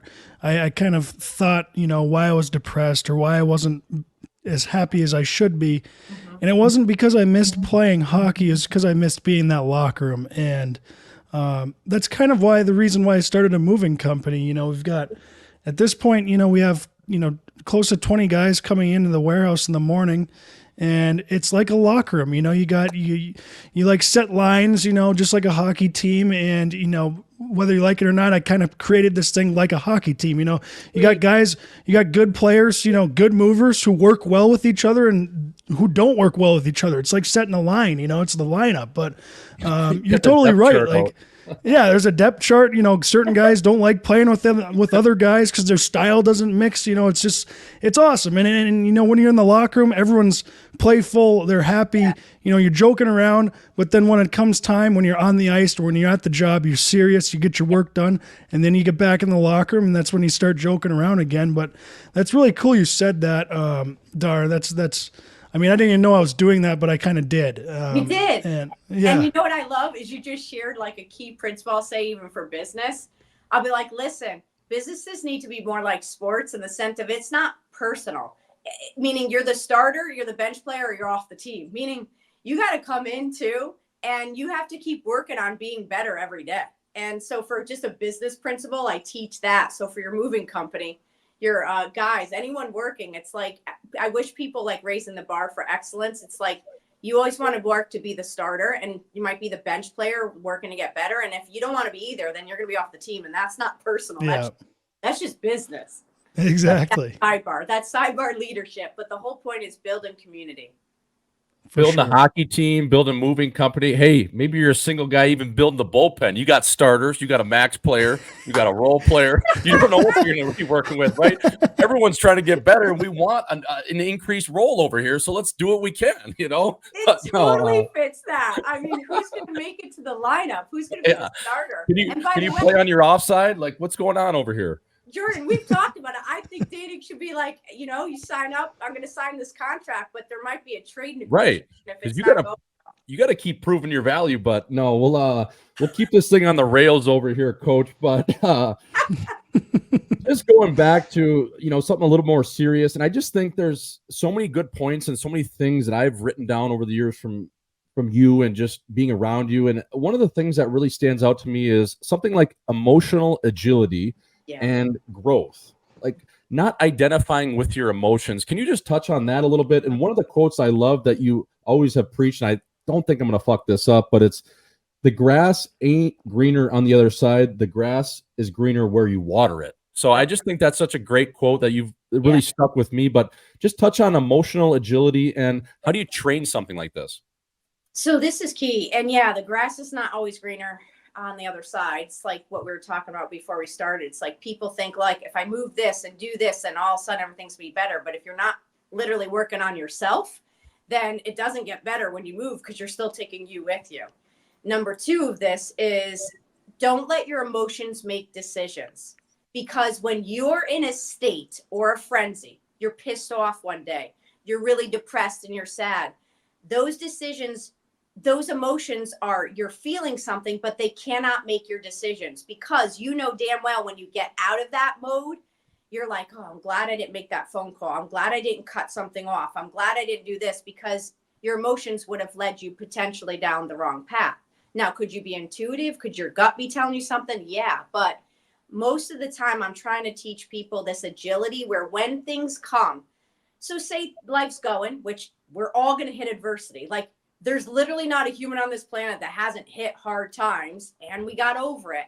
But when it comes, rather than going freaking out, losing your shiz, and all of a sudden your emotions, you're like, we're not going to be able to do this. You can't stay in the game when your emotions take you out. You can't play the game when you're so emotional because you can't think clear. And so let me make it obvious. If someone comes into a business or a game and they're so hot-headed, you can't trust that player or that leader, because they're so volatile. You don't know what decisions they're going to make. Now you get a player. I work with a lot of quarterbacks. A quarterback in the pocket that could really hold their emotions. They could see the play with like literally a 300-pound guy coming to take them out. They slow it down. They stay emotionally neutral, and they could see the play. That's what we need to do, because when we could stay emotionally agile and neutral, we could be trusted. Our body, our nervous system goes down, and we make better decisions. But when we're riled up, when we're not in the right mindset, it's really hard to make good decisions. And so when you learn to stay agile, it's like as things come, you go, okay, this just came on. You just got a phone call. This happened. Train yourself when you normally want to be like, WTF, what the frig is this? Gage, you running the business. If something happens, like trying to stay like neutral and say, okay, what are we going to do about it? Because guess what? People around you, when they see you being calm and they see you being neutral, they're actually going to be better for you. They're going to come up with better decisions. They're going to play better around you because they're like, oh, if he's got it, then I've got it. We don't even realize, but our energy is contagious. So if you're getting riled up, you're going to elevate everyone else, and then they're not going to be optimal. And so we want to stay kind of neutral the best we can on or make better decisions. And I look at people that you're always walking on eggshells around because they're so volatile in their emotions, you eventually don't want to be around them. Or they're the player on the ice or the field that their emotions are taking them always off the game, that they're either getting so many penalties or technicals or they're out of the game that you're like, what the hell? We're going to freaking lose this because you can't keep your shiz together. So you got to train your ability to stay best you can. That does not mean don't get mad or don't, feel it. It just means when you do, how do you handle it? Where's the right time and place to let this out? Yeah, that's perfect. I mean, it's tough. I want to ask a question about that because, I think you should be even keel, but there should be a time where you do get, a little emotional. Sometimes emotion is, good. So, Yeah. I mean, where is that balance there? How do you know when it's too far, when it's not enough, when you should be even keel, or when you should show some, we need some, we need to be quick here. We need to act. We need some action. I don't know.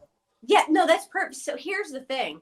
That's why I said you have to know when and where to let out the emotion. So in a time where the game, say there's a certain game being played and then all of a sudden there's a lull and all the guys are just there's no energy. Someone's got to light a fire under their ass and be like, guys, we have literally one period left. We have to dig deep, get it together. You've got to bring something. You've got to bring the energy because everyone's starting to fall. Their mindset is we're not going to win. So that's when you've got to bring it. But let's say, it's a clutch play and your mind starts playing with you and you just start losing it and you can't focus to make the play. That's going to take you out of the play because you can't be present if you're somewhere else mentally. So you just have to know when to bring it. And energy is important. So there's a time when you have to get fired up. I mean, before a game, getting people psyched, getting people going, that's the time to bring it out. This is more volatility where you just can't control your emotions anymore. They're controlling you. Two different things. No, that makes sense. And you always talk about, getting to that flow state. And is that something that kind of correlates with this in terms of being in the presence and just really being in the moment versus being in the past or into the future? I mean, my unsolicited advice last week to our listeners, which was probably not perfect, but I was telling them to have a couple Irish coffees before punching the clock to get them into peak flow state. Now, that's DJ Swish over here. Now, I'm not a occupational therapist nor a life coach. So what is something to help people get them into flow state rather than maybe to having a couple Irish coffees before they go into work? I mean, I definitely am not going to condone that, but I could say neurosciences, there's all these things now. You could put these headsets on that literally help bring blood flow to the front of your brain. And the more blood flow that you have to your frontal lobe, literally helps you show up better. It puts you into flow state. Flow state is also where when you've practiced enough, where you've practiced and all of a sudden your brain, you're okay, you listen to something before the game, you've watched film, you're telling your brain, this is how I play. This is what I do. You're reminding yourself your gifts and then you go out and you just let it happen. You don't force it. Force is not flow. When you have to force something, that's not flow state. But when you just are in the zone, you know it. And the zone is when it just comes to you. And how does that come to you? It's because preparation prior to that has been prepared. You've prepared for it. You've done the work. You've trained your body and your mind. So now game time is where it just happens. And by the way, no one's ever in flow state 24/7. That's why it's magic. We're all chasing it. But Right. There's definitely ways that you could get yourself to start optimizing to turn it on a little bit. And it goes back to that energy thing too. It is important to get yourself ready. If they'll often tell people those little trampolines to jump on them, get your blood flow going, jump on those things, get your lymph system going, but turn on music, watch film, watch a video that fires you up. It's getting your senses in your brain to start firing oh, it's go time. Let's go. Yeah. And for someone else, it might be one of the basketball players literally listens to Mozart before he goes on the court. His is he gets into a Zen zone and then he takes the court, where someone else is totally listening to something else and hip hop and then they're taking the court, or it might be Metallica. So it just depends on what it is for people. Yeah. And I just think even for myself, where sometimes you are going into a speech or you're going into a game or a big event, you're worrying about maybe things that haven't happened yet, or you're stuck in the past. It's just getting to that point of where you're just kind of in that flow state. You're not really thinking, you're just doing and being. And I just think for myself, letting go and let things just kind of come in and like you said, not forcing it. So you make a really good point there. Coach Dar, I wanted to get into 2024 here, talking New Year's resolutions, and I wanted to see well, I might be putting you on the spot a little bit here, but do you have a word of 2024 yet? And what would you tell the folks that is, if you have one yet? And let's touch on just New Year's resolutions and different things like that. So I'm really big on this because the word of the year is like, imagine this year is your 30 for 30. Well, every year is. Every year is literally the docu-series of your life. So do you what is the anthem for this series going to be for you? What's the word that's going to be your anthem of your docu-series? Think of it that way. It's going to fuel you when you create this anthem for the year. And when you do that, then you start planning things around it. So like last year was next level because the book was coming out. So I knew things would literally be next level for a lot of things. But this year's so different.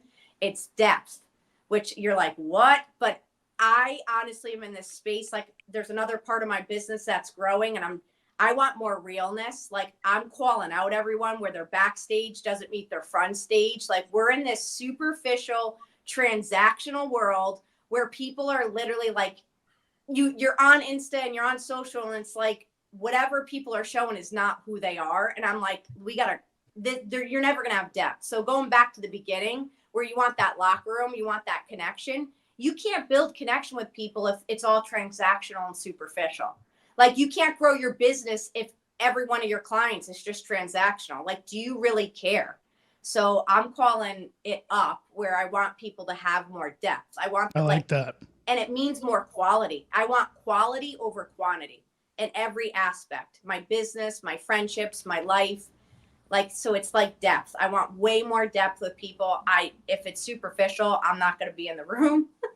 And so it means probably it's going to be more exclusive. There's going to be less, but what we're going to do is going to be so deep and so awesome. Like I'm going to have this 2-day event called The Experience where people could come and we're going to biohack and go deep and like just experience life, but you're going to have more depth. Like so that's my word. So I'm so focused on it, but that's part of my, that's the 30 for 30 for this year.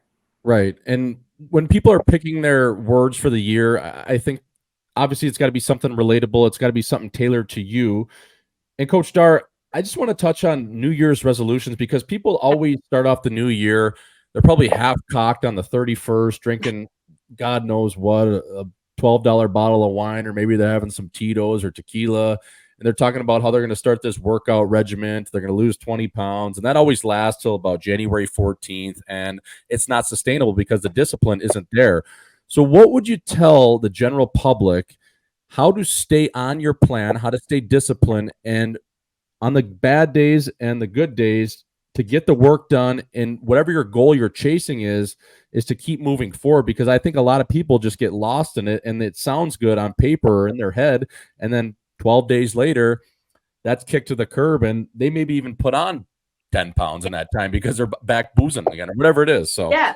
You know what? I love this because I don't think people should necessarily call them New Year's resolutions. I think it literally should be, again, we're going for the 30 for 30. This year, in 1 year from now, who is the version of you that you want to be? What does that version of you look like? Like, it's got to be a shift in mindset to shift behaviors, that shift patterns so that you can be consistent at it. So you have to literally be like, okay, what does the Gage or the Jordan, like, what do you guys look like 1 year from now? What do you want to be better at? What does that guy look like a year from now? Like, is he healthier? Is he smarter? Is he more connected? Is he like, what does that look like?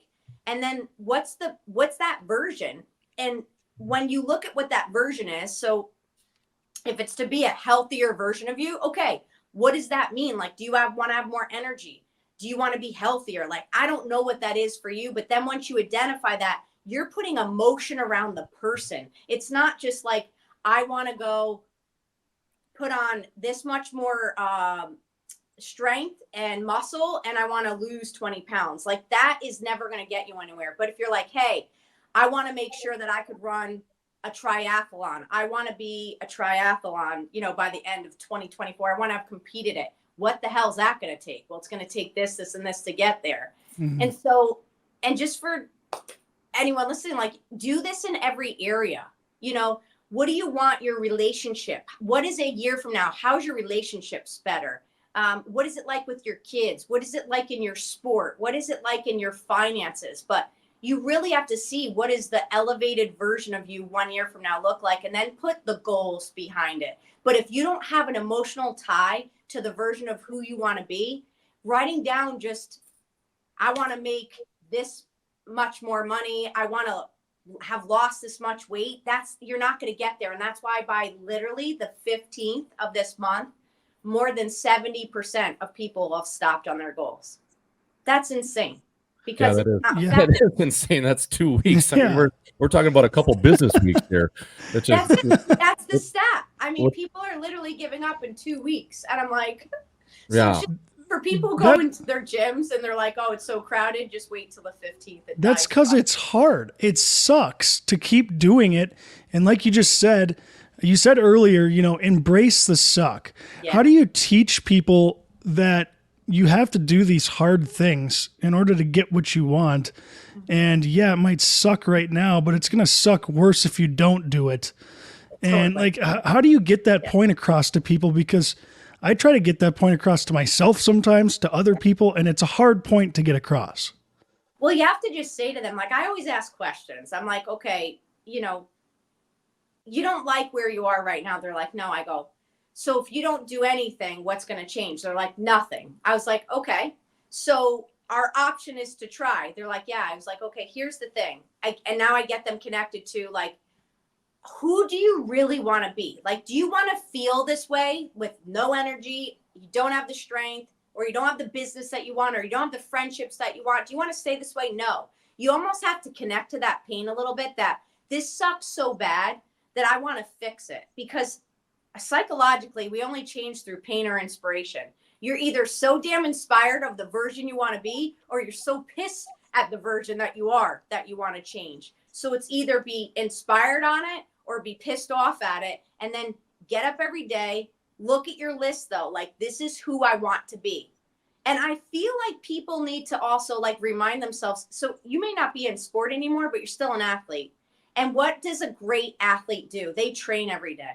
They work, and I don't mean just in fitness, but you have to work at it. But anything in life does not come without consistent effort. You will never be great, not your relationships, not your health, not your finances, unless you're consistent at what you're doing. So you have to embrace the suck. You have to remind yourself everything's on the other side of hard, and then get a couple small wins. So, like, that's why the cold plunge I love for everything that it is, but it's just that reminder of, there's never a day that I go in the cold plunge, I'm like, yeah, I love this. I mean, I've just accepted it for what it is, but I know it. And it's also more of, if I could do that, what else can I do in the day that I could win? So make the small wins. Win the morning, then you might win the afternoon, then you might win the night. And just make little things that you could start winning on, and it'll help you just start embracing the suck a little bit. I think that what you just described, Dar, is momentum too. You get up, you do the cold plunge, you get a little win.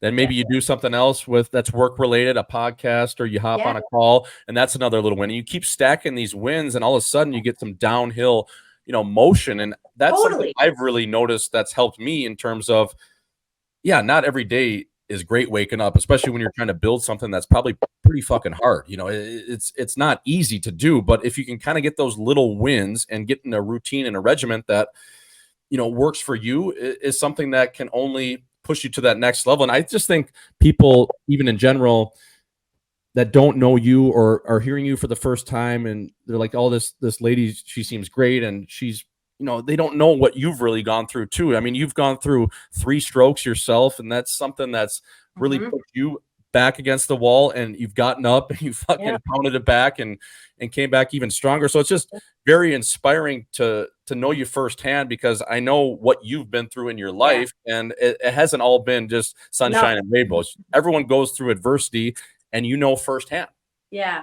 I mean, truly, everyone's going to go through shiz. It's just going to be hard. And like you said, like, after my 3rd stroke, that was my worst one just a few years ago. I lost my speech, my fine motor, my balance, and it was summer here. I just finished. I was on the road. I was the Phoenix Suns mental skills coach. So we had just come off the road. Season ended. I have the stroke, and man, I was here. I had to do all my own rehab. And there was a point where I was like, F this. Like, there was that small moment where I'm like, what the frig am I doing? And maybe I'll just like kind of pack it in and take it easy and ride this out and whatever happens. And then obviously I woke up from that like, okay, well, I'm going to be pissed with that option too.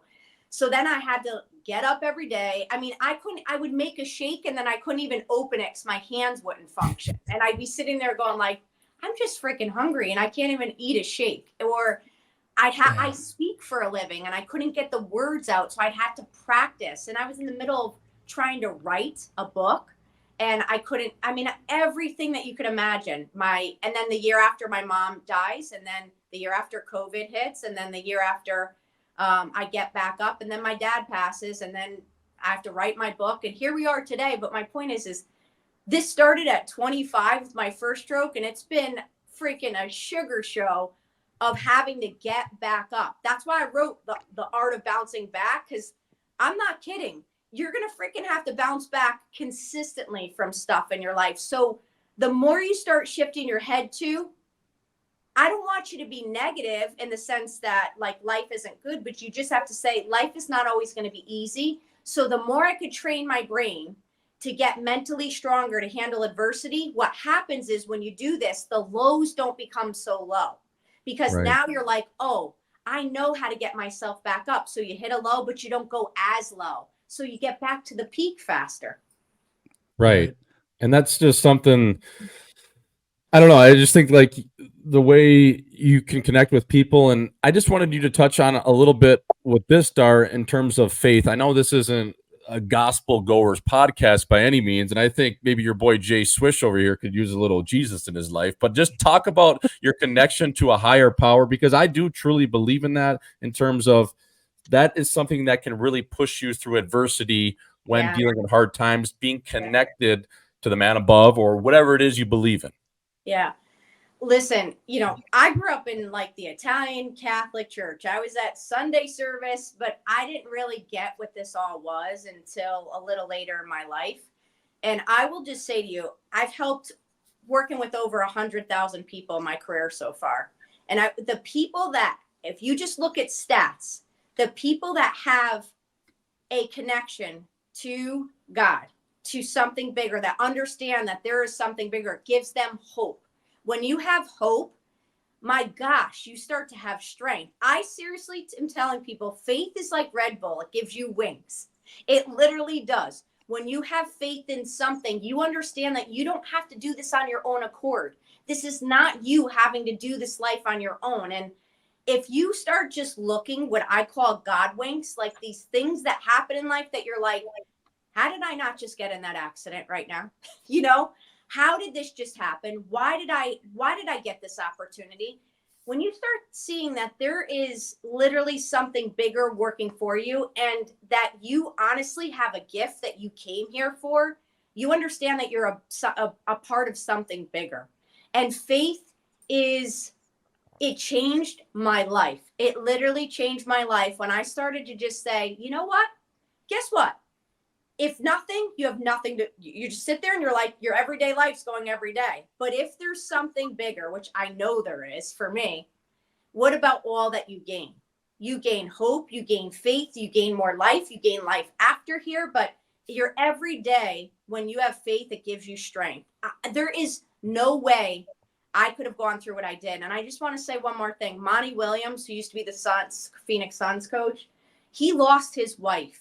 She was hit in a car accident head on with his 3 kids in the car by a woman who was on meth.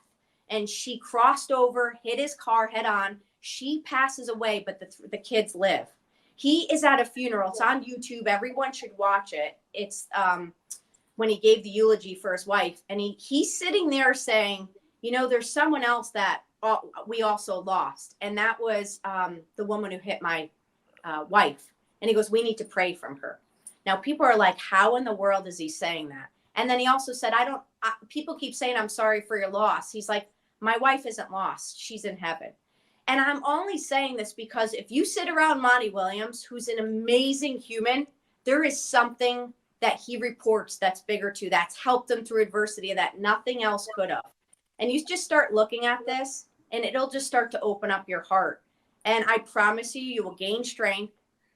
There is a scripture that says I could do all things with Christ who strengthens me. My point is you gain strength when you have faith. And I've seen this over and over, and it's literally proven. You could just see people, and I'm a walking example of that. So I just want people to say, like, open your heart and your mind to what if you let faith into your heart and you started to step it into, what could this be for me? How could this help me? No, it's you make a great point, and it's something I don't know. I think I could tap probably more into, especially just connecting in a way that is probably bigger than you. So Swish might be going to a mass the next year, maybe. We won't put the farm on it, but it's right now it's maybe plus 200. So you know what I look at is my pastor. Shout out to Pastor Preston Morrison, but I go. It's like going to listen to the best motivational speaker. I go to a non-denominational church, but you could just start listening online. Start listening online. Go to YouTube. Start just listening to things. Watch what happens. But they have some good motivational talks for sure. They definitely, some of this. I'm a Catholic, so I see the priests and they give some good talks for sure. But Dar, I had a question. You mentioned you're obviously in a low point. Now, you're a coach. You're supposed to be the one helping other people. You live a probably very fulfilling life helping people figure out their problems. Now, what happens when you're in a low point? Because you're the coach. Yeah. Now, I think a lot of people don't realize some of these coaches, they need coaches too. And they need help from outside sources. And I know you're a coach and, there's people out there for hire, that could help you. But for some of our listeners who probably might not have the money to hire someone to help them, where do you go for help when you are in a low point? Because you can't help yourself like a coach can. So I tell people, build a board of directors around you. What I mean by that is put people around you that are going to be your mentors, that are going to help you in different areas. So if it's someone that you really value how they have a relationship with their, husband or wife, like use them as a mentor for relationships. If it's someone in business that you really value, like ask them if they'd be the mentor for you for the next year on business strategy. Start to pick people in areas of your life that you can ask them to be a mentor for the next year. Because that will be, if you don't have the money, that could be someone who you can go to you could go, hey, can you mentor me once a month on this? Because I want to learn. And then for me, I have 2 people specifically in my life that I know I could go with anything in my heart or mind. And I could say, I'm hurting today, or I'm sad, or, something's off and I just need to talk to you about it. Because I've learned for me, if you just give me like 24 hours on something that's really heavy and I could work through it with my trusted people, I could reframe it and I'm back usually the next day. Like even going through the loss of both my parents, it's like it will come in waves still. And I shared something on social like just before Christmas where I woke up, I worked out, and I was like, I just feel off. Like I feel sad, and I'm not one to cry, but that day it was like waterworks. It didn't matter what happened. I was like, and then I realized I talked to my friend who I call, and they're like, that is you needing to let this out, Dar. Like, it's okay to let this out. Yeah. And sometimes it's just giving me permission to say, like, it's okay to not be okay today. Like, let it go. And then once I do that, I'm like, all right, I got it out. I'm back. So I have people that I go to because we can't do it alone. We can't hold it all in. And we need to have people to get through this life together because it's too hard to do this alone. It's just too hard. But we can do it. And anything, we're always about stats. We have the best bounce back stat ever. All of us have the best bounce back rate ever because anything we've ever been through right now that's been hard, we got to the other side. So it just means we're going to get through whatever comes ahead of us till we're called out of the game. Always works out. Yeah, it always works out. That's a Casey Perper, friend of the show quote right there. Dar, last little thing I wanted to ask you before we let you go as a part of our New Year's resolution episode here at Live in 5. What's one piece of advice that someone could do that's maybe struggling, not where they want to be? Yeah. Maybe they don't have the funds to hire a coach like yourself, or they don't have the option of therapy, what are some, 2 to 3 things someone could do out there to really help themselves and get themselves in a better place? Does it start with working out? Does it, entail getting in the cold plunge? Just give a few things that are just life hacks in general to maybe get yourself out of a depressive state, or maybe someone that's, suffers from anxiety. What are some things that guys or ladies can do to help themselves out that are, essentially free? I want to go back to literally go to the start of first sit down, put on music that inspires you. Like get in the room, put on music, quiet out the world, and get a piece of paper or speak it into your phone if you don't want to write it. But start just sitting there going, if I could make, like, if in 1 year from now my life would be better, this is what it would look like. Start casting a vision of what in 1 year from now you want to be better. Don't go too far out yet. Just do this 1 year. Like, what's that version of you look like? Then start writing like what you think you need to do in order to do that. Then I want you to go and literally write to 3 to 5 friends or people that you know, anyone that you feel close to, and say, if you were to write to a coach of mine, even though you don't have a coach, if you were to write to a coach, who am I? That's all you give them. See what they write back. Because when you're in that moment, you need a reminder. You literally need a reminder who you are and what your gifts are.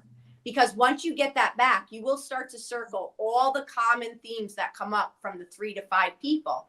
Then you put that on an index card, and that starts to become your confidence card. So keep that close by you, because then you could look back when you start to doubt who you are, be like, no, let me remind myself who I am. And then once you do that and you have this version of you, of who you want to be in a year, and you start to write the goals, then I need you to practice. How could you just win the day tomorrow? What's something you could do tomorrow that will work on it, that will get you to that? Because we could get overwhelmed, like I have to do this and this and this. Start by one thing tomorrow that's going to help you get to that better version of you. Is it a workout? Is it calling someone? Is it trying to get on, is it a new client? Whatever it is. And then, as simple as this sounds, get outside. And I know some people are living where it's freezing, but I don't even care if it's like a 5-minute walk or something. But this time of year in a lot of places, we start to, again, we're like hibernating because it's cold in a lot of places, but get outside, get in connection, because just by moving and exercising or taking a deep breath or working on breath exercises, like, it will change your state a little bit. That gives you some momentum to try again, to get up. But when you get stuck, all you want to do is sit and isolate, and that just tanks you. It's like quicksand. So do those exercises. And then the obvious too, I mean, I can't be everyone's coach, but that's why I wrote the book. And for literally go on Amazon, get the book. And Jordan, you did it. You could literally take the chapters. It's what I would do if I was in front of you and take you through those things. And if you do those and you write them out, you will for sure have a plan for a better year. Yeah, I was just going to say that. Plug the book quick. It's The Art of Bouncing Back by yours truly, Coach Dar. They can get that on Amazon. Is it in bookstores, Dar, in terms of Barnes & Noble? Yeah. And yeah, so go check that book out. I have had buddies that have bought it. They love it.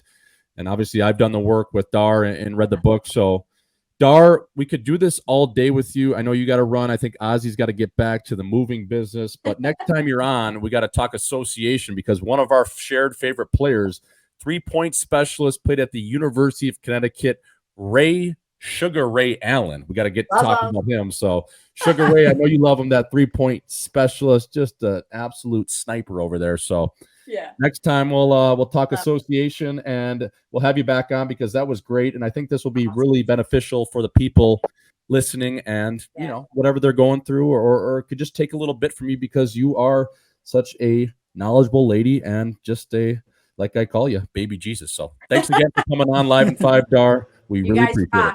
Thanks so much. Thanks, Coach Dar. Thanks, that was guys. awesome. Biggie, biggie, biggie, can't you see? Sometimes your words just hypnotize me, and I just love your flashy ways.